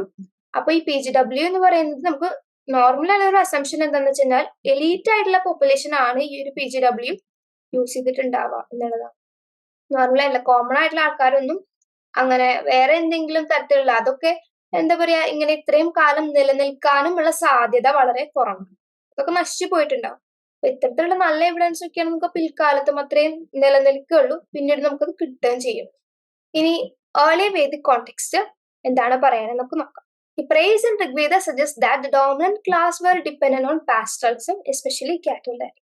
അതായത് ഡോമിനന്റ് ആയിട്ടുള്ള ക്ലാസ് എന്താണ് ചെയ്തിരുന്നത്? പാസ്റ്ററലിസം ആയിരുന്നു, അല്ലെങ്കിൽ കാറ്റിൽ റെയറിംഗ് ആയിരുന്നു. അതായത് കാലി മേയിച്ച് നടക്കുകയായിരുന്നു പരിപാടി. പിന്നെ ഹോഴ്സിനെ അവരൊരു പ്രസ്റ്റീജിയസ് ആനിമൽ ആയിട്ട് കണ്ടിരുന്നു. ഹോഴ്സ് ഡ്രോൺ ചാരിയറ്റ്, അതായത് കുതിരയെ ഓടിക്കുന്ന ഒരു രഥം, അതെന്ന് പറയുന്ന ഒരു പവറിന്റെ സിമ്പിൾ ആയിട്ട് കണക്കാക്കി. പിന്നെ ഗോപതി എന്നുള്ളൊരു ടേം നമുക്ക് വേദങ്ങളിൽ ഉപയോഗിച്ച് കാണപ്പെടുന്നുണ്ട്. അപ്പൊ അതിന് നമുക്ക് ഗോപതി, ഗോവിനെ സംരക്ഷിക്കുന്ന ആള്, lord or protector of the cattle എന്നുള്ളത് പറയുന്നത്. ഇതിന് ഈ ഗോപതി എന്ന് പറയുന്നത് ആരെയാണ്? ഡെയ്റ്റീസിനെയാണ്, അതായത് ദൈവങ്ങളെയാണ് പറയുന്നത്. ഓക്കെ, കുറെ ഹ്യൂമൻ കോണ്ടെക്സ്റ്റില് നമുക്ക് കുറെ ഡെയ്റ്റീസിന് നമുക്ക് ഇതേപോലെ തന്നെ കാണാനായിട്ട് പറ്റും. ഹ്യൂമൻ സിറ്റുവേഷൻസിനനുസരിച്ചാണ് ഡെയ്റ്റീസ് ഒക്കെ ഉണ്ടായി വരുന്നത്. ഓക്കെ, അപ്പോ എങ്ങനെയാണ് protection of position of cattle, അതിനെ നമുക്കൊരു പവർഫുൾ ആയിട്ടുള്ള ആൾക്കാരാണ് ഈ കാറ്റിനെ പ്രൊട്ടക്ട് ചെയ്യുക എന്നുള്ളത്. അപ്പൊ അത്തരത്തിലുള്ള ഇതിലാണ് ഡെയ്റ്റീസ് ഒക്കെ ഉണ്ടായിട്ട് വരുന്നത്. പിന്നെ Vedic period, later Vedic പീരീഡിലുള്ള അസംബ്ലീസിനെയാണ് Vidhata എന്നാണ് അസംബ്ലീസിനെ പറയുന്നത്. ഓക്കെ, ഈ അസംബ്ലീസിലെ ചീഫ്, അതിന് ചീഫ് ആയിട്ടുള്ള ആൾക്കാര് ഈ കാറ്റൽ റെയ്ഡ്സിന് പോവുകയും അവിടെ പോയിട്ട് ഈ റെയ്ഡ് നടത്തി കിട്ടുന്ന സാധനങ്ങൾ ഈ അസംബ്ലിയിൽ വന്നിട്ട് എല്ലാവർക്കും, അസംബ്ലിയിലുള്ള എല്ലാവർക്കും ഷെയർ ചെയ്യുകയും ചെയ്യും അതിന്റെ ബൂട്ടി. ഇത് എന്തൊരു ഷെയറിലാണ്, എന്ത് പെർസെന്റേജിലാണ് ഇത് ഇവർ ഡിവൈഡ് ചെയ്തതെന്നൊന്നും നമുക്ക് കറക്റ്റ് ആയിട്ട് അറിയില്ല. പക്ഷെ എന്നാലും ഈ ചീഫിന് അതുപോലെ തന്നെ ഇതിന്റെ സപ്പോർട്ടേഴ്സ് ആയിട്ടുള്ള കുറച്ച് ആൾക്കാർക്കൊക്കെ നല്ലോണം കിട്ടിയിട്ടുണ്ടാവും നമുക്ക് ഊഹിക്കാനായിട്ട് സാധിക്കും. ഓക്കെ, പിന്നെ അടുത്തൊരു ടേം വരുന്നതാണ് വിസാപതി. വിസാപതി മീൻസ് ലോർഡ് ഓഫ് ദ വിസ്. വിസ് എന്ന് വെച്ച് കഴിഞ്ഞാൽ ബേസിക് സോഷ്യൽ യൂണിറ്റ് ആണ്, ഒരു കമ്മ്യൂണിറ്റി എന്ന് പറയാം. അതായത് നമുക്ക് സാധാരണ ബേസിക് ആയിട്ട് ഒരു ഗ്രാമത്തിലെ ആൾക്കാർ നമ്മൾ വിസ് നമ്മൾ പറയും കോമൺ ആയിട്ട്. വിസാപതി എന്ന് പറഞ്ഞാൽ വിസിനെ പ്രൊട്ടക്ട് ചെയ്യുന്നത്, ഈ ആൾക്കാരെ മൊത്തം പ്രൊട്ടക്ട് ചെയ്യുന്ന ആളെയാണ് വിസാപതി നമ്മൾ പറയുന്നത്. ഒരു സെൻസ് ഓഫ് ഷെയർഡ് എക്സിസ്റ്റൻസ് ഉണ്ടായിരുന്നു. എല്ലാവരും ഒരുമിച്ചാണ് ജീവിക്കുന്നത്. ഷെയറിങ് റിസോഴ്സസ് ഷെയർ ചെയ്യുക, അതുപോലെ തന്നെ മിലിറ്ററി ആക്ടിവിറ്റീസിന്റെ റെസ്പോൺസിബിലിറ്റീസ് കുറച്ച് ആൾക്കാർക്ക് ഉണ്ടായിരുന്നു. കുറച്ച് കോമൺ റിച്വൽസ് ഉണ്ടായിരുന്നു. ഇത്തരത്തിലുള്ള കാര്യങ്ങളൊക്കെ നമുക്ക് ഈ ഹിംസ് എന്ന് പറയുന്നത് ഈ വേദാസിലെ ഈ വരികളിൽ നിന്ന് നമുക്ക് മനസ്സിലാക്കാനായിട്ട് സാധിക്കുന്നുണ്ട്. ഈ വിസാപതി ആയിരിക്കണം ഇത്തരത്തിലുള്ള ആക്ടിവിറ്റീസ് ഒക്കെ കോർഡിനേറ്റ് ചെയ്തിരുന്നത് എന്നുള്ള കാര്യം കൂടിയാണ് നമ്മൾ മനസ്സിലാക്കുന്നത്. പക്ഷെ പിന്നീട് ലേറ്റർ വേദിക് കോണ്ടെക്സ്റ്റില് ഈ വിസാപതിനെ കുറിച്ചുള്ള മെൻഷൻ ഒന്നും നമ്മൾ കാണുന്നില്ല അധികം. ഏർലി വേദിയിലാണ് കൂടുതലും കാണുന്നത്. ഓക്കെ, ഇനി കൂടുതൽ ഡൈറ്റീസിനെയും രാജ എന്നാണ് അഡ്രസ് ചെയ്തിരുന്നത്. രാജ. ഓക്കെ, ഈ രാജ എന്ന് അഡ്രസ് ചെയ്ത ഡൈറ്റീസ് ആരൊക്കെ ഉണ്ടായിരുന്നു? അഗ്നി, ഇന്ദ്ര, സോമ, വരുണ, അവരൊക്കെ രാജ എന്നുള്ള രീതിയിലാണ് അഡ്രസ് ചെയ്തിരുന്നത്. ചില ഗോഡസിനെ രജനി എന്നുള്ള രീതിയിലും അഡ്രസ് ചെയ്ത് രാജിനി, രജനി. ഈ typical attribute of the divine rajas is the quality of kshatra with connotations of universal power. നമുക്ക് യൂണിവേഴ്സൽ പവർ ആണുള്ളത് എന്നുള്ള തരത്തിലാണ് ഈ ഒരു വേദങ്ങളിൽ പറയപ്പെടുന്നത്. ഒക്കേഷണലി ഹ്യൂമൻ രാജാസിനെ കുറിച്ചിട്ടും പറയപ്പെടുന്നുണ്ട്. ചില മനുഷ്യന്മാരെയും രാജ എന്നുള്ളൊരു രീതിയിൽ നമ്മൾ ഉപയോഗിച്ച് കാണുന്നുണ്ട്. പക്ഷെ അത്തരത്തിലുള്ള അക്കൗണ്ട്സ് വന്നത് പിന്നീടുള്ള ലേറ്റർ ട്രഡീഷനിലാണ്, ഏർലി ട്രഡീഷനിലല്ല. ലേറ്റർ ട്രഡീഷനിൽ രാജ എന്നുള്ള പദം സാധാരണയല്ല ഹ്യൂമൻസിനെ കുറിച്ചിട്ടും പറയപ്പെടുന്നുണ്ട്. Okay, achievements that are celebrated or commemorated include victories in a battle, generous gifts made to the priest. അപ്പോ ഇവർക്ക് എന്തെങ്കിലും ബാറ്റിലൊക്കെ വിക്ടറി ഉണ്ടാവുക, അതുപോലെ തന്നെ പ്രീസ്റ്റിനൊക്കെ ഇങ്ങനെ ഗിഫ്റ്റുകളൊക്കെ, പ്രീസ്റ്റ് എന്നുള്ള രീതി ബ്രാഹ്മണാസ് ആണ് ഉദ്ദേശിക്കുന്നത്, ബ്രാഹ്മണന്മാർക്ക് ഗിഫ്റ്റുകൾ കൊടുക്കുക. അപ്പൊ അത്തരത്തിലുള്ള കാര്യങ്ങളെ കുറിച്ചൊക്കെ ലേറ്റർ ട്രഡീഷനിലെ പുസ്തകങ്ങളിൽ പറയാം. ഓക്കെ, ഇനി നമുക്ക് ലേറ്റർ വേദിക് സിനാരിയോയിൽ എന്താണ് ഉണ്ടാവുന്നതെന്ന് കുറച്ചും കൂടി വിശദമായിട്ട് നമുക്ക് നോക്കാം. Okay, complex social and political relations ആയി തുടങ്ങി. ഏർലി വേദികിന്റെ പോലെ വളരെ സിമ്പിൾ ആയിട്ടുള്ള ഒരു കാര്യങ്ങളല്ല അവിടെ നടക്കുന്നത്. കുറച്ചും കൂടി സൊസൈറ്റി സ്ട്രാറ്റിഫൈഡ് ആവാനായിട്ട് തുടങ്ങിയിട്ടുണ്ട് ഈ ഒരു പീരീഡ് ആവുമ്പോൾ. പിന്നെ കോംപ്ലിക്കേറ്റഡ് ആയിട്ടുള്ള റിച്വൽസ് ഒക്കെ വരുന്നു. അതായത് രാജസൂയ, വാജ്പേയ, അശ്വമേധ തുടങ്ങിയിട്ടുള്ള കാര്യങ്ങളൊക്കെ. ഇതൊക്കെ സ്റ്റേറ്റിനെ പുഷ്ടിപ്പെടുത്താൻ, സ്റ്റേറ്റിനെ വെൽത്തിയാക്കാൻ വേണ്ടിയിട്ട്, അതുപോലെ തന്നെ പ്രീസ്റ്റും ഈ ബ്രാഹ്മണന്മാരും അതുപോലെ ക്ഷത്രിയന്മാരും ഭരിക്കുന്നത് ആരാണോ അവരും തമ്മിലുള്ള ഒരു ബന്ധം ഉറപ്പാക്കുക. അപ്പൊ അത്തരത്തിലുള്ള കാര്യങ്ങളൊക്കെയാണ് പിന്നീട് ഈ ഒരു റിച്വൽസിലൂടെ നമുക്ക് മനസ്സിലാക്കാനായിട്ട് സാധിക്കും. ലേറ്റർ വേദാസിലാണ് പിന്നെ അതുപോലെ തന്നെ ഈ വർണ്ണാസിനെ കുറിച്ചിട്ട്, വർണ്ണ സിസ്റ്റം നല്ല പോലെ റീഇറ്ററേറ്റ് ചെയ്യുന്നത് ലേറ്റർ വേദിക് പീരീഡിലാണ്. അപ്പൊ എസ്പെഷ്യലി ആദ്യത്തെ 3 വർണ്ണാസ് അവർ തമ്മിലുള്ള ബന്ധങ്ങൾ എങ്ങനെയൊക്കെ ആയിരിക്കണം എന്നത് വളരെ വ്യക്തമായിട്ട് വേദങ്ങൾ പറയും. The relation between Brahmana and the Raja or Kshatriya seems to have been marked by competition, tension, as well as by a sense that each needed the other. ഈ ബ്രാഹ്മണാസും ക്ഷത്രിയസും തമ്മിലുള്ള ബന്ധം എങ്ങനെയാന്ന് വെച്ച് കഴിഞ്ഞാൽ അവർക്ക് തമ്മിലുള്ള ഒരു കോമ്പറ്റീഷൻ വേണം. രണ്ടുപേരും തമ്മിൽ കോമ്പറ്റീഷൻ ഉണ്ടായിരിക്കണം, ടെൻഷൻ ഉണ്ടായിരിക്കണം. പക്ഷെ എന്തൊക്കെ ഉണ്ടായി കഴിഞ്ഞാലും ഈ ബ്രാഹ്മണാസും ക്ഷത്രിയാസും ഡിപ്പെൻഡന്റ് ഓൺ ഈച്ച് അതർ. അവർക്ക് രണ്ടുപേരും ഇല്ലാണ്ട് അങ്ങോട്ടും പറ്റില്ല. അത്തരത്തിലാണ് അവരുടെ ഒരു സൊസൈറ്റൽ സ്ട്രക്ചർ ഉണ്ടാക്കി വെച്ചിട്ടുണ്ടായിരുന്നത്. ഇനി നമ്മള് ഈ ഒരു ബ്രാഹ്മണാസും ക്ഷത്രിയാസും തമ്മിലുള്ള ഒരു കോൺഫ്ലിക്റ്റ് വരുന്ന ഏരിയാസ് എന്തൊക്കെയാണെന്ന് നമുക്ക് ചെറുതായിട്ടൊന്ന് നോക്കി വരാം. ഓക്കെ, അപ്പൊ ഒന്നാമത്തെ എന്ന് പറയുന്നത് റിച്വൽ സ്റ്റേറ്റസ്. ഓക്കെ, ബ്രാഹ്മണാസ് പറയുന്നു, ബ്രാഹ്മണാസ് ആണ് ഏറ്റവും ഹയസ്റ്റ് പൊസിഷൻ ആയിട്ടുള്ള ആൾക്കാര്. കാരണം എന്താ വെച്ച് കഴിഞ്ഞാല് അവരാണ് റിച്വൽ ഒക്കെ ചെയ്യുന്ന ആൾക്കാര്, അവർക്കാണ് സീക്രട്ട് ലാംഗ്വേജ് അറിയുള്ളൂ, സാൻസ്ക്രിറ്റിലെ നോളജ് അവർക്കാണുള്ളത്. അതുപോലെ തന്നെ അവരാണ് അത്തരത്തിലുള്ള കാര്യങ്ങളൊക്കെ മുമ്പിലായിട്ട് നിൽക്കുന്നത്. അപ്പൊ അതുകൊണ്ട് തന്നെ അവരാണ് വലുത്, അവർക്കാണ് റിച്വൽ സ്റ്റേറ്റസ് കൂടുതലായിട്ട് വേണ്ടത് എന്ന് പറയും. പക്ഷെ ഇതേ സമയം ക്ഷത്രിയാസ് പറയുന്നത് എന്താണ്, ഞങ്ങൾക്ക് ഭയങ്കര പ്രസ്റ്റീജിയസ് ആയിട്ടുള്ള ലീനേജസ് ഉണ്ട് ഞങ്ങളുടെ ബാക്കിൽ, വലിയ വലിയ ലീനേജസിലാണ് നമ്മൾ ജനിച്ചു വന്നത്. അതുപോലെ തന്നെ നമ്മൾക്ക് ഈ റിച്വൽസിനൊക്കെ പേട്രൺസ് ആരാണ്, ഇതൊക്കെ ചെയ്യിപ്പിക്കുന്നത് നമ്മളാണ്, ക്ഷത്രിയാസ് ആണ്. ഓക്കെ, അപ്പൊ അവര് ഈ ഒരു സിറ്റുവേഷൻ, ഈ ബ്രാഹ്മണാസ് ഇങ്ങനെയൊക്കെ പറയണമെങ്കിൽ അവര് അത് വേറൊരു തരത്തിലാണ്. അതായത് അത്തരത്തിലൊരു മാനിച്ചു കൊള്ളണമെന്നില്ല അവരുടെ റിച്വൽ സ്റ്റേറ്റസ്. ഒരു കോൺഫ്ലിക്റ്റ് എപ്പോഴും ഉണ്ടായിരുന്നു. ഈ രണ്ടാമത്തെ കാര്യം sharing of material resources. Material resources എങ്ങനെ ഷെയർ ചെയ്യണം എന്നുള്ള കാര്യത്തിൽ ഒരു ചെറിയൊരു കോൺഫ്ലിക്റ്റ് ഉണ്ടായിരുന്നു. ബ്രാഹ്മണാസിന് നമുക്ക് വെൽത്ത് കിട്ടിയത് ദക്ഷിണ ആയിട്ടാണ്. അപ്പൊ അവരെന്തെങ്കിലും റിച്വൽ ഒക്കെ ചെയ്യുകയാണെങ്കിൽ നമ്മൾ ദക്ഷിണ കൊടുക്കും. അപ്പൊ അത്തരത്തിൽ സാക്രിഫിഷ്യൽ ഫീ എന്നുള്ളതാണ് പറയുന്നത്. അപ്പൊ അതില് എന്തൊക്കെ ഉണ്ടായിരുന്നു, ഗോൾഡ് ഉണ്ടായിരുന്നു, വേറെ പല മെറ്റൽസ് ഉണ്ടായിരുന്നു, കാറ്റിൽസ് ഉണ്ടായിരുന്നു, വേറെ അനിമൽസ് ഉണ്ടായിരുന്നു, ക്ലോത്ത് ഉണ്ടായിരുന്നു, സ്ലീവ്സ് ഉണ്ടായിരുന്നു, മെൻ ആൻഡ് വിമൻ എല്ലാരും ഉണ്ട്. അതുപോലെ തന്നെ ഈ രാജാസ് ഇവർക്ക് അങ്ങനെ അങ്ങോട്ട് കൊടുത്തിരുന്നു. അതുകൊണ്ട് തന്നെ രാജാസിനെയും ഇവർ തിരിച്ച് പ്രേസ് ചെയ്തിരുന്നു. എങ്ങനെ എന്താണ് ഇവർക്ക് നല്ല ഇത് കൊടുത്തു കഴിഞ്ഞാൽ അവർ തിരിച്ചും നല്ല പ്രൈസ് കൊടുക്കും. അപ്പൊ അത്തരത്തിലൊരു ബന്ധം അങ്ങടും ഇങ്ങടും ഉണ്ട് രണ്ടുപേരും തമ്മിൽ. അപ്പോ അതുപോലെ തന്നെ ഈ ഡോണർ ഡോണി എന്നുള്ള ആ ഒരു ബന്ധം ഉണ്ട്. അപ്പൊ കൊടുക്കുന്ന ആള് വാങ്ങുന്ന ആള്. അപ്പൊ അതിനനുസരിച്ചിട്ട് ആർക്കാണ് കൂടുതൽ സുപ്പീരിയർ സ്റ്റാറ്റസ്, കൊടുക്കുന്ന ആളാണോ വലുത് വാങ്ങുന്ന ആളാണോ വലുത് തമ്മിലുള്ള ഒരു കോൺഫ്ലിക്റ്റും കൂടി ഉണ്ടായിരുന്നു. പിന്നെ രാജാസിന് ഈ പ്രീസ്റ്റുകളെ ഒരുപാട് അവര് ഡിപ്പെൻഡ് ചെയ്തിട്ടുണ്ട് ഈ റിച്വൽസിന്റെ പെർഫോമൻസിനൊക്കെ വേണ്ടിയിട്ട്.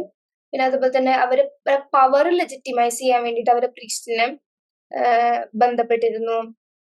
അവർക്ക് അതുപോലെ ഈ രാജസൂയ പോലെയുള്ള എന്താ പറയാ റിച്വൽസ് ഒക്കെ നടത്തിക്കൊണ്ടിരുന്നത് ഈ പ്രീസ്റ്റുകളാണ്. അവരുടെ സഹായത്തിൽ കൂടെയാണ് ഇതൊക്കെ നടത്തിയിട്ടുണ്ടായിരുന്നത്. അപ്പൊ പക്ഷെ ഇതിന്റെ സാക്രിഫൈസർ എന്ന് പറയുന്നത് രാജനായിരിക്കും, യജമാന എന്നുള്ള ഒരു രീതിയിൽ. ഓക്കെ, പ്രീസ്റ്റുകൾക്കും അവരും ഈ ഒരു പാറ്റേണേജിലാണ് അവർ ഡിപ്പെൻഡ് ചെയ്തിരുന്നത്. അവരുടെ സ്റ്റേറ്റസും അവരുടെ നിലനിൽപ്പും ഈ ഇലാബറേറ്റ് റിച്വൽസ് വഴിയാണ് ഊട്ടിയുറപ്പിച്ചിരുന്നത്. കാരണം ഇത്തരത്തിലുള്ള റിച്വൽസ് ഇല്ലെങ്കിൽ അവർക്കൊരു പ്രസക്തി ഇല്ല. അപ്പോ അതുകൊണ്ട് തന്നെ രണ്ടുപേർക്കും അങ്ങോട്ടും ഇങ്ങോട്ടും നല്ലൊരു റിലേഷൻ ഉണ്ടായിരിക്കണം, നല്ലൊരു ഡിപ്പെൻഡൻസ് ഉണ്ട്. പക്ഷെ ചെറിയ ചെറിയ കോൺഫ്ലിക്റ്റുകളും അവർ തമ്മിലുണ്ട് ഇത്തരത്തിലുള്ള കാര്യങ്ങൾ. അപ്പോ അതുകൊണ്ട് തന്നെ രണ്ടുപേർക്കും അങ്ങോട്ട് നല്ലൊരു ഡിപ്പെൻഡൻസി ഉണ്ട് എന്നുള്ള കാര്യം ഉറപ്പാണ്. ഇനി നമുക്ക് വിസ്സിനെ കുറിച്ച് സംസാരിക്കാം. എന്താണ് വിസ്? വിസ് നമ്മൾ പറഞ്ഞു ഏറ്റവും ബേസിക് യൂണിറ്റ് ആണ്, ഒരു സൊസൈറ്റിയുടെ ബേസിക് യൂണിറ്റിനെയാണ് നമ്മൾ വിസ് എന്ന് പറയുന്നത്. രാജസൂയ, അശ്വമേധ തുടങ്ങിയിട്ടുള്ള യാഗങ്ങളിലൂടെ ആരാണോ രാജാവായിട്ട് വാഴ്ത്തുന്നത് അത് ആ രാജാവ് എന്തിന്റെയാണ് രാജാവാവുന്നത്? ഈ വിസ്സിന്റെയാണ് രാജാവാവുന്നത്. ഓക്കെ, ഈ വിസ്സിനെ നമ്മള് സാധാരണ രീതിയിൽ ഒരു റെസിജ്വൽ കാറ്റഗറി ആയിട്ട് പറയാറുണ്ട്. അതായത് ഡിസ്റ്റിംഗ്വിഷിംഗ് ഇറ്റ് ഫ്രം ദ ബ്രാഹ്മണ or the priest on the one hand and kshatriya or rajanya the ruler or and her supporters on the other.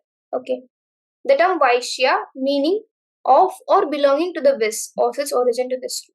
അപ്പൊ ഈ വിസ് എന്ന് പറയുന്നത് ബ്രാഹ്മണാസും അല്ല ക്ഷത്രിയാസും അല്ല, ബാക്കിയുള്ള ആരെങ്കിലും ഉണ്ടെങ്കിൽ അവരെയാണ് വിസ് എന്ന് പറയുന്നത്.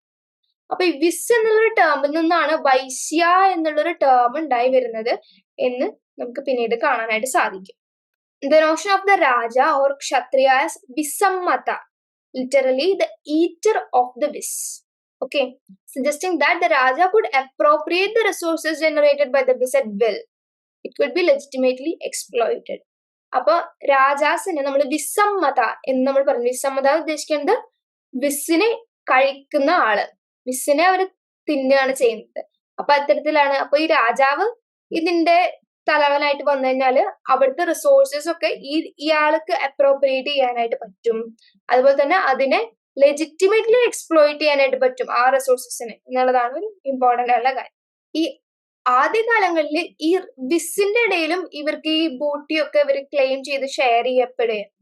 പക്ഷെ പിന്നീട് ഉള്ള പിൽക്കാലങ്ങളിൽ നമ്മൾ കാണപ്പെടുന്നത് എന്താണെന്ന് വെച്ച് കഴിഞ്ഞാല് ഈ ഇത്തരത്തിലുള്ള റിലേഷൻഷിപ്പ് മാറിയിട്ട് ഒരു അപ്രോപ്രിയേഷൻ ആണ് കാണുന്നത്. അതായത് എല്ലാതും ഇങ്ങോട്ടേക്ക് എടുക്കുക, നമ്മൾ കഴിച്ചോളാം എന്ന രീതിയിലാണ് വിസമ്മതയൊക്കെ നടക്കുക.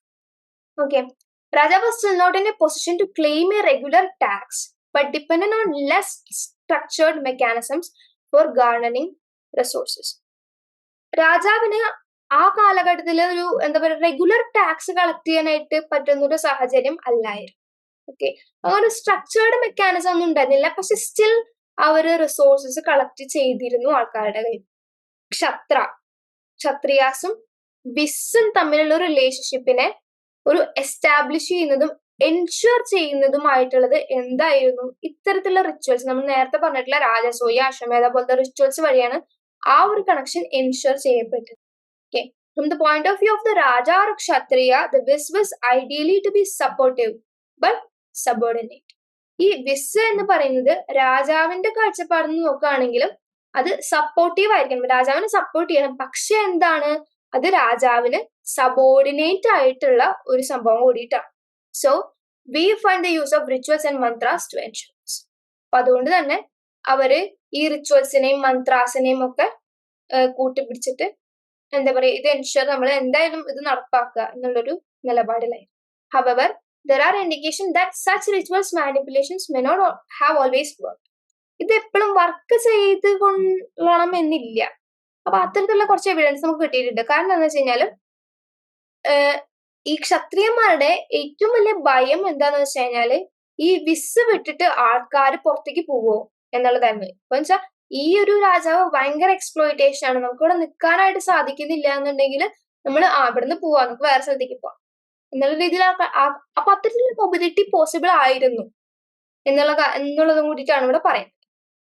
ഓക്കെ, അതായത് ആൾക്കാർക്ക് ഇവിടുന്ന് പോവാം എന്നുള്ള ഒരു സംഗതി ഇവിടെ ഉണ്ട്. In the later Vedic text, there are elaborate descriptions and prescriptions for complex rituals such as Rajasuya, Ashwamedha and Vajpayee. പിന്നീട് ലേറ്റർ വേദിക്കിലായിട്ട് വരുന്ന കുറെ ടെക്സ്റ്റുകളിൽ വളരെ ഇലാബറേറ്റ് ആ ഒരു പ്രോസസ്സ് വളരെ ഇലാബറേറ്റ് ആയിട്ട് വരികയാണ്. അതിനുള്ള ഇമ്പോർട്ടൻസ് കൂടി വരികയാണ്. അത് വളരെ സ്ട്രക്ചേർഡ് ആയിട്ട് സ്ട്രാറ്റിഫൈഡ് ആയിട്ടുള്ള കാര്യങ്ങളായിട്ട് വളരെ ഇലാബറേറ്റ് ആയിട്ടുള്ള ഈ ഒരു പ്രോസസ്സിന്റെ ഒക്കെ ഡിസ്ക്രിപ്ഷൻസും പ്രിസ്ക്രിപ്ഷൻസും ഒക്കെ നമുക്ക് കാണാനായിട്ട് സാധിക്കും. ഇനി വേറൊരു question, what were the significance of these rituals? ഈ റിച്വൽസിന്റെ സിഗ്നിഫിക്കൻസ് എന്തായിരുന്നു? These were extremely long. ഇത് ഭയങ്കര ലോങ് ആയിട്ടുള്ള കാര്യമാണ്. അപ്പൊ ഈ അശ്വമേധ ഓർ ഹോഴ്സ് സാക്രിഫൈസ് ഇത് നമ്മൾ ഹോഴ്സിനെ അങ്ങനെ വിടുകയാണ് ചെയ്യുക. എന്നുവെച്ചാൽ ഹോഴ്സിനെ ഇങ്ങനെ അലയാനായിട്ട് വിടുകയാണ് ചെയ്യുക ഒരു വർഷത്തേക്ക് എങ്ങാനും. ഹോഴ്സ് ഇങ്ങനെ അലഞ്ഞ് തിരിച്ചു വരുമ്പോ ആ ഏരിയ ഒക്കെ രാജാവിന്റെ കൺട്രോളിലാവും. ഓക്കെ, അപ്പൊ ആ ഒരു ഫുൾ പീരീഡില് ഇവിടെ ഈ ഉണ്ടായിരുന്ന സ്ഥലത്ത് ഫുൾ റിച്വൽസ് നടന്നുകൊണ്ടിരിക്കുകയായിരിക്കും. അതിൽ മൊത്തം ഈ ഒരു കൊല്ലം മൊത്തം ഇവര് ഈ റിച്വൽസ് നടത്തിക്കൊണ്ടിരിക്കുക എന്ന് പറയുമ്പോൾ ഒന്ന് ആലോചിച്ച് നോക്കാം. അത് അത്രയും ലെങ്തി ആയിട്ടുള്ള ഒരു പ്രോസസ്സാണ്. അതുപോലെ തന്നെ അത് അത്രയും പൈസ ചെലവാണ്. രണ്ടെന്ന് പറയുന്നത് each of these rituals involve mobilisation of resources. Okay, ഇതിന് വളരെയധികം റിസോഴ്സസ് ആവശ്യമായിരുന്നു ഈ ഒരു റിച്വൽസ് ഒക്കെ നടത്താൻ വേണ്ടിയിട്ട്. ഓക്കെ, അപ്പോ ഇതിൽ സാക്രിഫിഷ്യൽ ആയിട്ടുള്ള മെറ്റീരിയൽസ് വേണം, അനിമൽസ് വേണം, അതുപോലെ തന്നെ ഒരുപാട് ആർട്ടിക്കിൾസ് വേണം. പിന്നെ ഈ പ്രീസ്റ്റിന് ഫീസ് കൊടുക്കണം, അതിന്റെ ദക്ഷിണ കൊടുക്കണം. അപ്പൊ അതിനൊക്കെ അത് ചില്ലറ പരിപാടി ഒന്നല്ല കൊടുക്കുക, വളരെയധികമാണ് കൊടുക്കുക. അപ്പോ അതുപോലെ തന്നെ വെറുതെ വോളണ്ടറി ആയിട്ടുള്ള ഗിഫ്റ്റുകൾ ആൾക്കാർക്ക് കൊടുക്കണം. അപ്പോ ഒരുപാട് ചെലവുള്ള കാര്യമാണ്. രണ്ട്, each of these rituals was marked by the ritualisation of what may have been actual contest for power. ഈ റിച്വൽസിനൊക്കെ നമ്മൾ എന്തായിട്ടാണ് കണക്കാക്കുന്നത്? Actual contest for power. പവറിന് വേണ്ടിയിട്ടുള്ള ഓരോരോ പോരാട്ടങ്ങൾ ആയിട്ടാണ് ഈ ഒരു റിച്വൽസിനെ എല്ലാം നമ്മൾ കണക്കാക്കുന്നത്, അല്ലെ? ഫോർ ഇൻസ്റ്റൻസ് പറയുകയാണെങ്കിൽ the high point of the Vajpaya was a chariot race which inevitably ended in the victory of the sacrificer or Yajama. ഒരു വാജ്പേയ എന്നുള്ള റിച്വലിന്റെ മെയിൻ ആയിട്ടുള്ള സംഭവം എന്ന് വെച്ച് കഴിഞ്ഞാല് ചാരിയറ്റ് റേസ് ആണ്. റേസ് നടത്തുമ്പോൾ റേസ് നടത്തി ആദ്യം ജയിക്കുന്ന ആളാണ് വിജയി. അയാളായിരിക്കും യജമാനായിട്ട് വരുന്നത്. അപ്പോ അത് പവറിന് വേണ്ടിയിട്ടാണ് ഇവരെല്ലാവരും നടക്കുന്നത്. Yajamana's victory was automatically ensured in the game of the dice that formed part of the Rajasuya. രാജസൂയായാലും ഇതുപോലെ തന്നെ ഡൈസ് വെച്ചിട്ട് ഈ കരു വെച്ചിട്ടുള്ള കളികൾ നടക്കുന്നുണ്ട്. അപ്പൊ അതിലും ഈ യജമാനന്റെ ജയം എന്നുള്ളതാണ് മെയിൻ ആയിട്ടുള്ള. The ritualization of contest meant that the outcome was a foregone conclusion and victory could be connected to divine sun. അപ്പൊ ഈ കോൺടെസ്റ്റുകൾ, ഇതൊക്കെ കോൺടെസ്റ്റുകളാണ് അല്ലെ? അത് ആര് ജയിക്കുന്നു അയാൾക്ക് കിട്ടുന്നു. അപ്പൊ ഈ കോൺടെസ്റ്റുകളൊക്കെ അവർ റിച്വലൈസ് ചെയ്തു. അതിനൊക്കെ ഒരു റിച്വൽ സാധനം കൊണ്ടുവന്നപ്പോ എന്തുണ്ടായെന്ന് വെച്ച് കഴിഞ്ഞാല് അതിനെ ജയിക്കുന്ന ആൾക്കാർക്ക് എന്ത് കിട്ടും? ഒരു കൺക്ലൂഷൻ കിട്ടും. ഓക്കെ, ഇയാളാണ് ജയിച്ചത്, അപ്പൊ ഇയാളായിരിക്കും ഇവിടെ ഇനി ഭരിക്കാനായിട്ട് പോകുന്നത്. അതുപോലെ തന്നെ അയാൾക്ക് എന്തും കിട്ടും, ഒരു ഡിവൈൻ സപ്പോർട്ടും കൂടി കിട്ടും. റിച്വൽ എന്നുള്ളൊരു പേരുണ്ടെങ്കിൽ പ്രീസ്റ്റ് അവിടെ ഉണ്ട്, പ്രീസ്റ്റ് പ്രഖ്യാപിക്കണം ഓക്കെ ഇയാളാണ് രാജാവ് ഇനി ഇവിടെ എന്ന് പറയുമ്പോൾ. അപ്പൊ അത്തരത്തിലുള്ള ഒരു സംഗതിയും കൂടി ഇതിന് പിന്നിലുണ്ട്. Okay, the ritual provided the potential or actual chief or king with an occasion for displaying his power and resources. ഈ ഒരു കിങ്ങിനും അല്ലെങ്കിൽ ഒരു ചീഫിനും ഫ്ലെക്സ് ചെയ്യാൻ വേണ്ടി, അതായത് അയാളുടെ കയ്യിൽ എത്രത്തോളം പവർ ഉണ്ട്, റിസോഴ്സസ് ഉണ്ട് എന്നുള്ളത് കാണിക്കാൻ വേണ്ടിയിട്ടുള്ള ഒരു സമയം കൂടിയിട്ടാണ് ഈ ഒരു റിച്വൽസ് ആയിട്ട് കണക്കാക്കുന്നത്. ഓക്കെ, അപ്പൊ ഞാൻ ഇത്രയും പവർഫുൾ ആണ് എന്നുള്ളത് ഒന്നും കൂടി റീഇറ്ററേറ്റ് ചെയ്യാണ്. അപ്പൊ most of the sacrifices would have included visual displays including ritual drama such as mounting the throne or the abhisheka, the sprinkling of Yajmana with waters that were regarded as sacred and empowering. അപ്പോൾ ഈ sacrifices കഴിഞ്ഞ് കഴിഞ്ഞാൽ കുറെ കുറെ കാര്യങ്ങൾ, കുറെ rituals, കുറെ displace ഒക്കെ നടക്കും. അതായത് കുറെ റിച്വൽ ഡ്രാമ പോലത്തെ സാധനങ്ങൾ. അതായത് ഇയാളെ ത്രോണിൽ കയറ്റി ഇരുത്തുക, അഭിഷേകം ചെയ്യുക, അതുപോലെ തന്നെ ഈ പനിനീര് തെളിക്കുക പോലെയുള്ള സാധനങ്ങളൊക്കെ നടക്കും. അപ്പൊ ഇത്തരത്തിലുള്ള ഈ ഡിസ്കഷൻസ് ഒക്കെ നടക്കുമ്പോൾ നമുക്ക് കാണാനായിട്ട് പറ്റും ഈ വള്ളം തെളിക്കുന്ന ആൾക്കാര്, അതുപോലെ തന്നെ ഈ പ്രീസ് അല്ലാതെയുള്ള ഒരുപാട് ഈ സാക്രിഫൈസറിന്റെ ഒപ്പമുള്ള കിന്നായിട്ടുള്ള ആൾക്കാരും ഇവരൊക്കെ വിസിന്റെ റെപ്രസെന്റേറ്റീവ് ആയിട്ടാണ് വരുന്നത്. The abhisheka was followed by the public proclamation of the change of the status of the raja. ഈ രാജാവിന്റെ സ്റ്റേറ്റസ് മാറി, അഭിഷേകം കഴിഞ്ഞതോടുകൂടി രാജാവിന്റെ സ്റ്റേറ്റസ് മാറി. അത് ഇപ്പൊ എന്തായെന്ന് വെച്ച് കഴിഞ്ഞാൽ രാജാവ് വിസിന്റെ രാജാവായി. വിസിന്റെ രാജാവായി എന്ന് വെച്ച് കഴിഞ്ഞാൽ എന്ത് ചെയ്യാം, ഹി കുഡ് ഈറ്റ് ദ വിസ്. അതായത് അയാൾക്ക് അവിടുത്തെ റിസോഴ്സസ് മൊബിലൈസ് ചെയ്യാം, അതിനെ എക്സ്പ്ലോയിറ്റ് ചെയ്യാനായിട്ട് സാധിക്കും. ഓക്കെ, ഈ ഒരു കോണ്ടെക്സ്റ്റില് ബ്രാഹ്മണാസ് രാജാവിന് സബോർഡിനേഷൻ കാണിക്കുന്നതായിട്ട് നമുക്ക് കാണാനായിട്ട് കാണുന്നുണ്ട്. അപ്പോ moreover the raja was equated with the gods. രാജാവിന് പിന്നെ ഡിവൈൻ ആയിട്ടുള്ളൊരു ലെവലാണ് പിന്നെ കിട്ടുന്നതും. രാജാവ് പിന്നെ ചെറിയൊരു മനുഷ്യൻ പോലെയുള്ള ഒരാളല്ല, അയാൾ പിന്നെ ഗോഡിന് തുല്യനായിട്ടുള്ള ഒരു ആളാണ്. ലൈക്ക് ഇന്ദ്ര ഓർ പ്രജാപതി, ഇത്തരത്തിലുള്ള ഡീറ്റീസിനോടാണ് അവരിങ്ങനെ കമ്പയർ ചെയ്യാറ്. പക്ഷെ വരുണ, സോമ അത്തരത്തിലുള്ള ഡൈറ്റീസിനോടായിട്ട് അവർ കമ്പയർ ചെയ്യാറുമില്ല. വളരെ കുറവേ അങ്ങനത്തെയുള്ള കമ്പാരിസൺ കാണുന്നുള്ളൂ. കൂടുതലായിട്ടും ഇന്ദ്രനാണല്ലോ രാജാവ്. അപ്പൊ അത്തരത്തിലുള്ള കാര്യങ്ങളാണ്. അപ്പൊ it is clear that the objective behind such elaborate displays was to overawe the spectators with the sense of the power of the raja. അപ്പൊ ഇത്തരത്തിലുള്ള കാര്യങ്ങൾ എന്തിനു വേണ്ടിയിട്ടായിരുന്നു എന്ന് ചോദിച്ചു കഴിഞ്ഞാലും കാണികൾക്ക് എന്താ പറയുക, രാജാവിനൊരു മതിപ്പുണ്ടാക്കാൻ, രാജാവ് ഒരു സംഭവമാണെന്ന് തീരുമാനിക്കുക, രാജാവിന് പവർ ഉണ്ട് എന്നുള്ളത് കാണിക്കുക എന്നുള്ളതായിരുന്നു മെയിൻ കാര്യം. ഇനി ഈ റിച്വൽസിന്റെ ഇമ്പാക്ട് എന്തൊക്കെയായിരുന്നു എന്നുള്ളതാണ് നമ്മൾ ഇനി നോക്കാൻ പോകുന്നത്. Mobilisation of resources may not have been easy and those who did garner these may not have wish to waste them on performing rituals. Okay, അപ്പോ ഈ റിസോഴ്സ് മൊബിലൈസ് ചെയ്യുക എന്ന് പറയുന്നത് ഒരു ഈസി ആയിട്ടുള്ള ഒരു പ്രോസസ് അല്ല.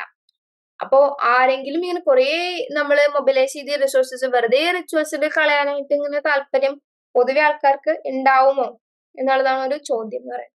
പിന്നെ രണ്ടാമത്തെ ഒരു കാര്യം എന്ന് വെച്ച് കഴിഞ്ഞാലും ഇത്തരത്തിലുള്ള റിച്വൽസ് സോഷ്യൽ കാറ്റഗറീസിന്റെ സബോർഡിനേഷൻ എൻഷുർ ചെയ്യുക എന്നുള്ളൊരു കാര്യം കൂടി. അതായത് എല്ലാവരും, ബാക്കിയുള്ള എല്ലാവരും എനിക്ക് താഴെയാണ്, ആ ഒരു ഹൈറാർക്കി അവർ കീപ്പ് ചെയ്യുന്നുണ്ട് എന്നുള്ളത് ഒന്നും കൂടി എൻഷുർ ചെയ്യുക. Okay, for instance in the Ashwamedha, the sacrificial animals were arranged so as to ensure that the other social groups, including women, remain subservient. അശ്വമേധത്തില് സാക്രിഫിഷ്യൽ ആനിമൽസിനെ അറേഞ്ച് ചെയ്യുന്നത് എത്തരത്തിലായിരുന്നു, മറ്റുള്ള ഒരു സോഷ്യൽ ഗ്രൂപ്പും ഇതിന് മുകളിലല്ല, അതായത് ഈവൻ വിമൻ വരെ അതിന് സബ്സർവിയന്റ് ആണ് എന്നുള്ള തരത്തിലാണ് കാണിക്കാനായിട്ട്.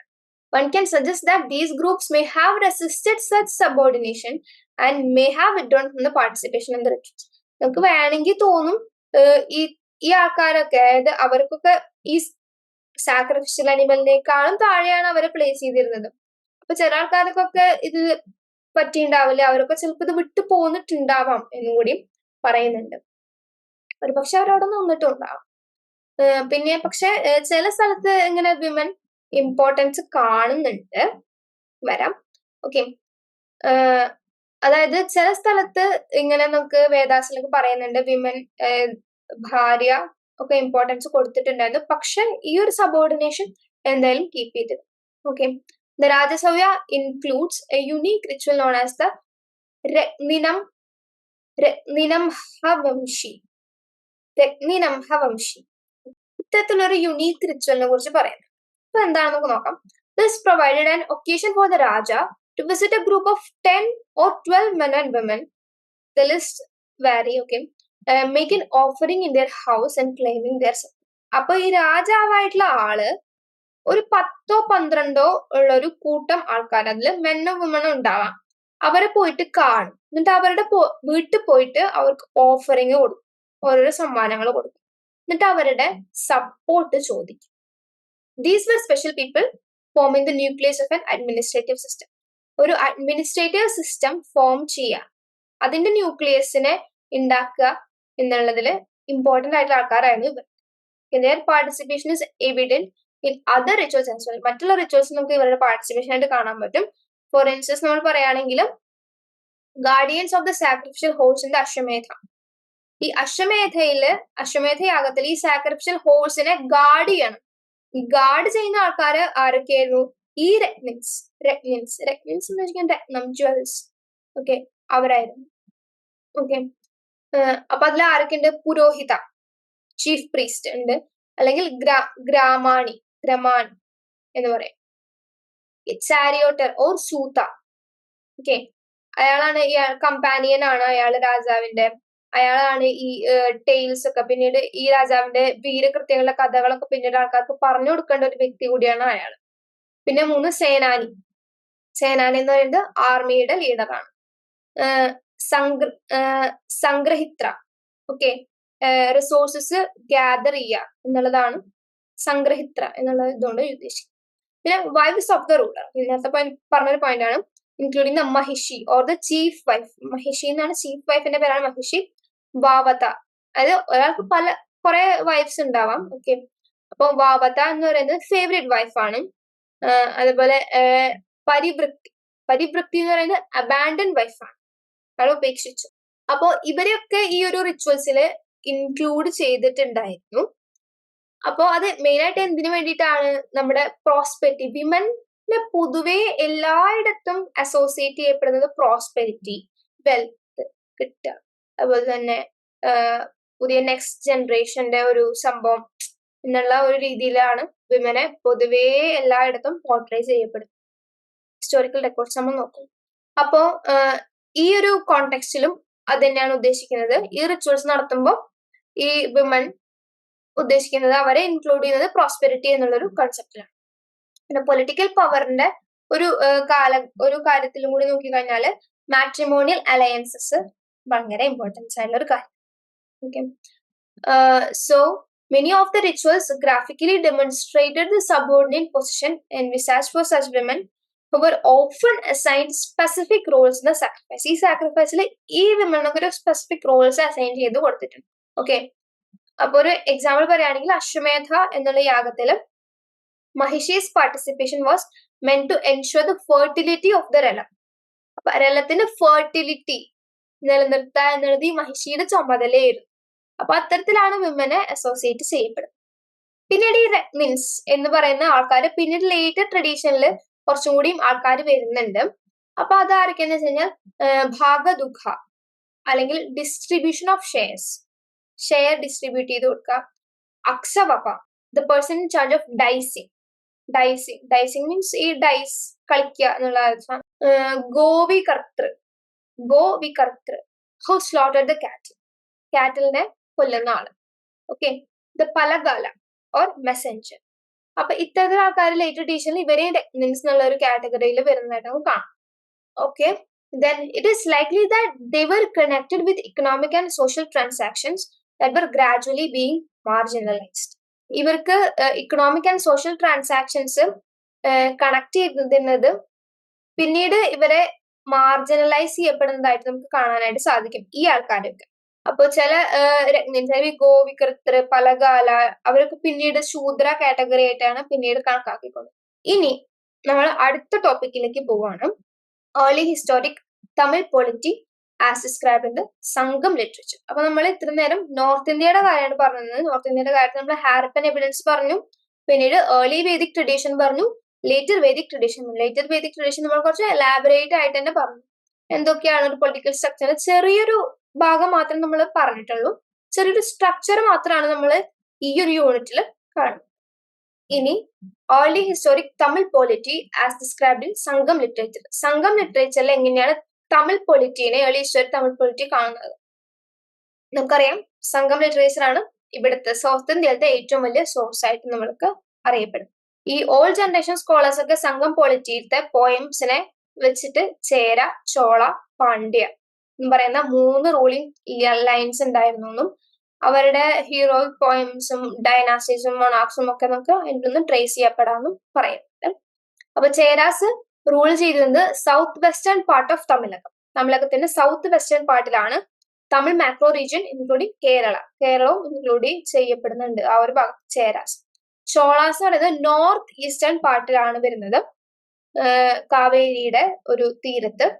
പാണ്ഡ്യാസ് എന്ന് പറയുന്നത് south and south eastern part, ഈ ഒരു റീജിയനിലാണ് വരുന്നത്. ഓക്കെ, ഇനി Cheras. Chera region ecological zones വരെയാണെങ്കിൽ ഫോറസ്റ്റ് ആൻഡ് ഹിൽസ്, കാടുകളും ഉണ്ട് അതുപോലെ തന്നെ മലകളും ഉണ്ട്. ആലോചിച്ചറിയാലോ കേരളത്തിന്റെ ഒരു ഭാഗം കൂടി വരുന്നത്. ഫോറസ്റ്റ് വെൽത്താണ് മെയിൻ സോഴ്സ് ആയിട്ട് അവിടെ വരുന്നത്. They are invariably praised as the performance of ബെൽവി.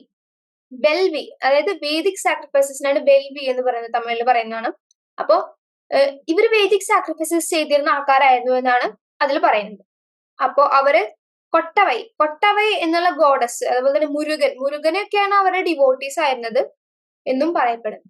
അപ്പോ പോയംസിൽ ഈ ചേരാസിനെ നമുക്ക് വേദിക് ഗോഡ്സ് ആയിട്ടുള്ള സൂര്യ, അഗ്നി, മരു, പഞ്ചഭൂത, കോൺസ്റ്റലേഷൻസ്, പിന്നെ നവഗ്രഹാസ് ഇതിനൊക്കെ ആയിട്ട് ഉപമിക്കുന്നുണ്ട്. ഓക്കെ, ഈ ചേരാസിന്റെ ഒരു ഫ്ലാഗ് ആണ് ഏർലി ചേരാസിന്റെ ഒരു ഫ്ലാഗ് ആണ് ഈ ഒരു കാണുന്ന അമ്പും വില്ലും. അവരുടെ കോയിൻസിലൊക്കെ നമുക്ക് അവരുടെ മെയിൻ ആയിട്ടുള്ള മുദ്ര എന്ന് പറയുന്നത് അമ്പും വില്ലുമാണ്.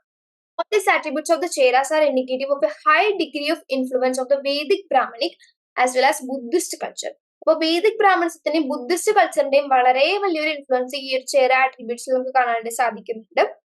പിന്നീട് വേദിക് ഇതിഹാസ, പുരാണിക്, ശാസ്ത്രിക്, ബ്രാഹ്മണിസം ഇതിന്റെ ഒക്കെ ഒരു ഇതിലാണ് ഇവിടുത്തെ ഒരു പൊളിറ്റിക്കൽ പവറിന്റെ ഒരു ഐഡിയോളജി ഒക്കെ ഉണ്ടായിട്ട് വരുന്നത്.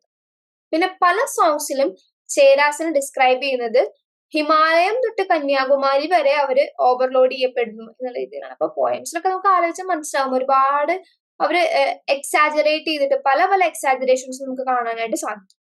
പിന്നെ പതിറ്റുപത്ത് എന്ന് പറയുന്നത് ചേരാസിന് വേണ്ടിയിട്ട് ചേരാസിന്റെ 10 ചേര ചീഫ് ടൈംസിനെ കുറിച്ചിട്ടുള്ള സിംഗിൾ പോയംസ് ആണ്. പതിറ്റുപത്ത് എന്ന് പറയുന്ന ഒരു കാവ്യമാണ്. അപ്പൊ ചേരാസിന് വേണ്ടി മാത്രം ഡെഡിക്കേറ്റ് ചെയ്തിട്ടുള്ള ഒരു സംഘ കൃതിയാണ് പതിറ്റുപത്ത്. പക്ഷെ ഇപ്പൊ എന്താ വെച്ച് കഴിഞ്ഞാൽ ആ പതിറ്റുപത്തില് നമുക്ക് 80 സോങ്സ് മാത്രമേ ഇപ്പൊ കിട്ടിയിട്ടുള്ളൂ. അത് 8 ചേര റൂളേഴ്സിനെ കുറിച്ചിട്ടുള്ള സാധനം മാത്രമേ കിട്ടിയിട്ടുള്ളൂ. ഓക്കെ, അവര് ഫുൾ അവരുടെ ലെജിറ്റിമസി കണ്ടംപററി കേരള വരെ ഫുൾ കാര്യങ്ങൾ നമുക്ക് കാണാനായിട്ട് സാധിക്കും. ചേരാസിന്റെ ആർമീനെ കുറിച്ചിട്ടുള്ള ഒരു റെഫറൻസസ് നമുക്ക് ഈ പോയത്തിൽ നിന്ന് കാണുന്നുണ്ട്. ക്ലാസിക്കൽ 4-fold ഡിവിഷൻസ് ആണുള്ളത്, മിലിറ്ററി നേവി പോലത്തെ സാധനങ്ങളൊക്കെ. Conquering many rulers and subjecting them to a subordinate level. ഒരുപാട് റൂളേഴ്സിനെ അവർ കോൺകർ ചെയ്തിട്ടുണ്ട്, അവർ സബോർഡിനേറ്റ് ആക്കി വെച്ചിട്ടുണ്ട്. Okay, the measures taken by some cheras to prevent the pirates on the western coast and the arrangements of lights made on the shores as indicators of the coastline for the ships at night.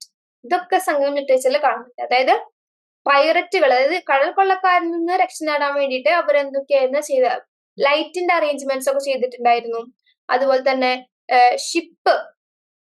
Cost ലൈനിലെ ship രാത്രി വരുമ്പോ അതിന് വേണ്ടിയിട്ടുള്ള സംവിധാനങ്ങൾ എന്തൊക്കെ ചെയ്തു. അപ്പൊ അത്തരത്തിലുള്ള കാര്യങ്ങളൊക്കെ ഈ സംഘം ലിറ്ററേച്ചർ നമുക്ക് കാണാനായിട്ട് സാധിക്കുന്നു. പിന്നെ ഇമ്പോർട്ടന്റ് ആയിട്ടുള്ള ചേര ചീഫ്സ് ആരൊക്കെയാണെന്ന് നോക്കി കഴിഞ്ഞാൽ ഉദയൻ ചേരലാടൻ, ഇമയവരമ്പൻ, നെടും ചേരലാടൻ, ചെങ്കുട്ടവൻ, സെൽവ കടുങ്കോ, കൊട്ടുപാട്ട് ചേരലാടൻ. അതാണ് ചേരാസിനെ കുറിച്ച് പറയുന്നത്. ചെറിയൊരു ഇൻട്രൊഡക്ഷൻ ആണ്, നമ്മൾ വരും ഡീറ്റെയിൽ ആയിട്ട്. ഇനി ചോളാസിന്റെ ഒരു സൈനാണ് ടൈഗർ. ചോളാസിന്റെ സൈനാണ് ടൈഗർ. ഓക്കെ, ഇവരെ കാവേരി കിളവൺ, അതായത് കാവേരി ഡെൽറ്റയിലാണ് ഇവര് താമസം, ഇവരുടെ ഒരു ഏരിയ എന്ന് പറയുന്നത്. അപ്പൊ കാവേരി കിളവൺ എന്നും ഇവര് അറിയപ്പെടുന്നുണ്ട്. ഇവര് മെയിൻ സാധനം എന്ന് പറയുന്നത് പാഡി, ഷുഗർ കെയിൻ തുടങ്ങിയിട്ടുള്ള റിസോഴ്സസ് ആണ്. Pannan, the kizhan of Sirukudi, and Arumandai the kizhan of Ambar. ഇവരൊക്കെ ചോള സബോർഡിനേറ്റ്സ് ആയിരുന്നു എന്നും അതുപോലെ കുറച്ച് ആൾക്കാർ പേരുകളാണ് കേട്ടോ. അപ്പൊ ഇവര് ചോള സബോർഡിനേറ്റ്സ് ആയിരുന്നുവെന്നും ചോളാസിന്റെ ട്രിബ്യൂട്ടറിയും മിലിറ്ററി ഒബ്ലിഗേഷൻസും ഒക്കെ കൊടുത്തിട്ടുണ്ടായിരുന്നു എന്നും പറയപ്പെടുന്നുണ്ട്. ഓക്കെ, ഈ ചോളയുടെ ഒരു കേസിൽ നമുക്ക് വെണ്ടർ എന്ന് ഉദ്ദേശിക്കുന്നത് രാജാവ്, ഭരിക്കുന്ന ആള് എന്നുള്ളതാണ്. ഈ ആൾക്കാരിൽ നിന്ന് പുറവ് പാഡി കളക്ട് ചെയ്തിട്ടുണ്ട് എന്ന് നമുക്ക് എവിഡൻസ് കിട്ടുന്നുണ്ട്. അതായത് ടാക്സ് പോലെയാണ് ഉദ്ദേശിക്കുന്നത്. എപ്പോഴും റെഫേഴ്സ് ടു ദ മരവർ എന്ന് പറയുന്നത് വാരിയർ ചീഫ് ആണ് പറയുന്നത്. ഓക്കെ, അവര് ഇവിടെ ഫൈറ്റേഴ്സ് ആയിട്ട് ഉണ്ടായിരുന്നു എന്നുള്ള പോലെ പറയും. ഇനി ഇമ്പോർട്ടൻറ്റ് ചോള റൂളേഴ്സ് പറയുന്നത് കരിക്കാലൻ, പെരുനാർ കിളി, കിളിവലവൻ, നാലൻ കിളി തുടങ്ങിയുള്ള ആൾക്കാർ. ഇനി പാണ്ഡ്യാസിന്റെ ചിഹ്നം എന്ന് പറയുന്നത് ഫിഷ് ആണ്. ഓക്കെ, പാണ്ഡ്യാസിന്റെ ഒരു ഇക്കോളജിക്കൽ റീജിയൻ എന്ന് പറയുന്നത് പാസ്റ്ററൽ ഏരിയാസും ഉണ്ട്, കോസ്റ്റൽ ഏരിയയും ഉണ്ട്. ഓക്കെ, പാണ്ഡ്യാസ് അവരെ തന്നെ വിളിച്ചിരുന്നത് head of the land of the numerous new resources എന്നാണ് അവരെ സ്വയം വിളിച്ചിട്ടുണ്ട്. Okay, the poems eulogises Pandyamaran Valuthi to have been ferocious enough to fight in the North Indian kings. അയാള് പാണ്ഡ്യമാരൻ വാലുതി എന്ന് പറയുന്ന ഒരു ചീഫ് നോർത്ത് ഇന്ത്യൻ കിങ്സിനെ വരെ വിറപ്പിച്ചിട്ടുള്ള ഒരാളാണ് എന്നുള്ള രീതിയിലൊക്കെ നമുക്ക് റെഫറൻസസ് പോയതെന്ന് കിട്ടും. ഓക്കെ, ഇമ്പോർട്ടൻറ്റ് പാണ്ഡ്യ റൂളേഴ്സ് ആരൊക്കെയാന്ന് വെച്ചാൽ മുട്ടുകുടുമി പെരുവളുട്ടി, മാരൻ വളുട്ടി. The all generation historians have attributed a centralized political structure to the Cheras, Cholas and Pandyas. ഇവർക്കൊരു സെൻട്രലൈസ്ഡ് അഡ്മിനിസ്ട്രേഷൻ ആയിരുന്നു എന്നുള്ളതാണ് ഓൾഡ് സ്കൂൾ ജനറേഷൻ ഹിസ്റ്റോറിയൻസ് ഒക്കെ പറഞ്ഞിട്ടുണ്ടായിരുന്നത്. അതായത് അവർക്കൊരു ഗവൺമെന്റ് ഉണ്ടായിരുന്നു, ഓർഗനൈസ്ഡ് സെൻട്രൽ സിസ്റ്റം ഉണ്ടായിരുന്നു, പിന്നെ പ്രൊവിൻഷ്യൽ അഡ്മിനിസ്ട്രേഷനും ഉണ്ടായിരുന്നു. ഒരു ടിപ്പിക്കൽ മൊണാർക്കി പോലെ ഒരു സംഭവമായിരുന്നു എന്നുള്ളതാണ് എല്ലാവരും അഭിപ്രായം ഉണ്ടായിരുന്നത്. അവരുടെ പൊളിറ്റിക്കൽ സ്ട്രക്ചേഴ്സിലും മിനിസ്റ്റേഴ്സ് ഉണ്ട്, ഒരു കിങ്ങിന്റെ കൗൺസിൽ ഉണ്ട്, ഒരു സ്റ്റാൻഡിംഗ് ആർമി ഉണ്ട്, ഒരു 4-4 ഡിവിഷനിൽ സ്റ്റാൻഡിംഗ് ആർമി ഉണ്ട്, ഡീലിമിറ്റഡ് ടെറിട്ടറി ഉണ്ടായിരുന്നു, പീരിയോഡിക് ടാക്സേഷൻ ഉണ്ടായിരുന്നു, അതുപോലെ ഒഫീഷ്യൽ അതായത് ഒഫീഷ്യൽ ആയിട്ടൊരു സാധനങ്ങളൊക്കെ ഉണ്ടായിരുന്നു. എൻ സുബ്രഹ്മണ്യൻ അദ്ദേഹം ഒരു സ്കോളർ ആണ്. Okay, have discuss at length the government at the centre, municipal level and village government. അപ്പോ ഈ ഒരു ഇവരുടെ കേസിൽ സെൻട്രൽ ലെവലിലും ഒരു ഗവൺമെന്റ് ഉണ്ട്, മുനിസിപ്പൽ ലെവലിലും ഒരു ഗവൺമെന്റ് ഉണ്ട്, വില്ലേജ് ലെവലിലും ഒരു ഗവൺമെന്റ്. അതുപോലെ തന്നെ വാർഫെയർ ഉണ്ടായിരുന്നു, മിലിറ്ററി ഓർഗനൈസേഷൻ ഉണ്ടായിരുന്നു, ലോ ആൻഡ് ജസ്റ്റിസ് ഉണ്ടായിരുന്നു, റവന്യൂ, ഫിനാൻസ് ഇതൊക്കെ സംഗമിച്ചിട്ടുണ്ടായിരുന്നു എന്നുള്ളതും എൻ സുബ്രഹ്മണ്യൻ അത് വളരെ ഡീറ്റെയിൽ ആയിട്ട് ഡിസ്കസ് ചെയ്യുന്നു. സഭ, ഐ പെരുംകുഴു ആൻഡ് എൻ പേരയം, ഇത് 2 പേരുകളാണ്. Sabha, ayamperukkuzhu, en perayam are the bodies or councils mentioned in the literature. അതായത് ചിലപ്പതികാരം, മണിമേഖല, മധുരൈ, കാഞ്ചി തുടങ്ങിയ ലിറ്ററേച്ചറിലൊക്കെ പറയുന്ന കുറച്ച് കൗൺസിൽസ്, ബോഡീസ് പോലത്തെ സംഭവങ്ങളാണ് ഈ സഭ. നമ്മള് നോർത്ത് ഇന്ത്യയില് നമ്മൾ പറഞ്ഞു വിധാത, പിന്നെ വിസിനെ കുറിച്ച് നമ്മൾ പറഞ്ഞു. അപ്പൊ അതുപോലെ തന്നെ ഇവിടെ സഭ, അയംപെരുക്കുഴു, ഓക്കെ. പിന്നെ അടുത്തൊരു വേറെ സ്പോട്ടാണ് V കനകസഭ.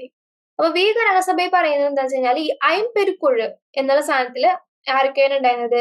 Representative of the people, ആൾക്കാരുടെ റെപ്രസെന്റേറ്റീവ് ഉണ്ടായിരുന്നു, പ്രീസ്റ്റുകൾ ഉണ്ടായിരുന്നു, ഫിസിഷ്യൻസ് ഉണ്ടായിരുന്നു, അസ്ട്രോളജേഴ്സ് ഉണ്ടായിരുന്നു, ആർമി ചീഫ്സ് ഉണ്ടായിരുന്നു, എൻവോയ്സ് അല്ലെങ്കിൽ അംബാസഡേഴ്സ്, ഫോറിൻ പോണ ആൾക്കാർ, ഇതിന് മിനിസ്റ്റേഴ്സ് ഉണ്ടായിരുന്നു, സ്പൈസ് ഉണ്ടായിരുന്നു. അപ്പൊ അത്രയും എലാബറേറ്റ് ആയിട്ടുള്ള ഒരു സംഭവമാണ് ഈ അയംപെരുക്കുഴു എന്നാണ് വി കനകസഭയെ പറയുന്നത്. പിന്നെ വീണ്ടും എൻ സുബ്രഹ്മണ്യന്റെ ഒരു അഭിപ്രായം നമ്മൾ പറയുകയാണെങ്കിൽ എൻ പറയം എന്നുള്ള സാധനത്തിൽ എന്തൊക്കെ ഉണ്ടായിരുന്നു വെച്ച് കഴിഞ്ഞാൽ അക്കൗണ്ടൻസ് ഉണ്ടായിരുന്നു, ക്ലർക്ക് ഉണ്ടായിരുന്നു, ട്രഷറി ഓഫീസ്, കുറച്ചുകൂടി ബ്യൂറോക്രസി പോലെയുള്ള കാര്യങ്ങളാണ് എൻ പറയം എന്നുള്ളതൊക്കെ വേണമെങ്കിൽ പറയാം. അതായത് accountants, clerks, treasury officials, guards, elders of the city, infantry chiefs, cavalry chiefs, infantry, ഇതൊക്കെയാണ് പറയുന്നത്. However, recent researches show that these are unfounded generalizations. പക്ഷെ പുതിയ പഠനങ്ങൾ പറയുന്നത് എന്താണെന്ന് വെച്ച് കഴിഞ്ഞാല് ഇതൊക്കെ ഒരു ജനറലൈസ്ഡ് ആയിട്ടുള്ള ഒരു കൺസെപ്റ്റ് ആണ്.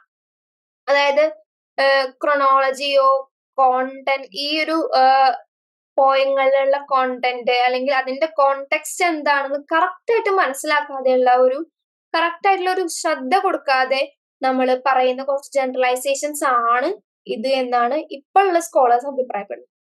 ഓക്കെ, സോ ഇത് ഒരു നമ്മുടെ മാപ്പാണ് നമ്മുടെ സൗത്ത് ഇന്ത്യനെ കുറിച്ചിട്ട്.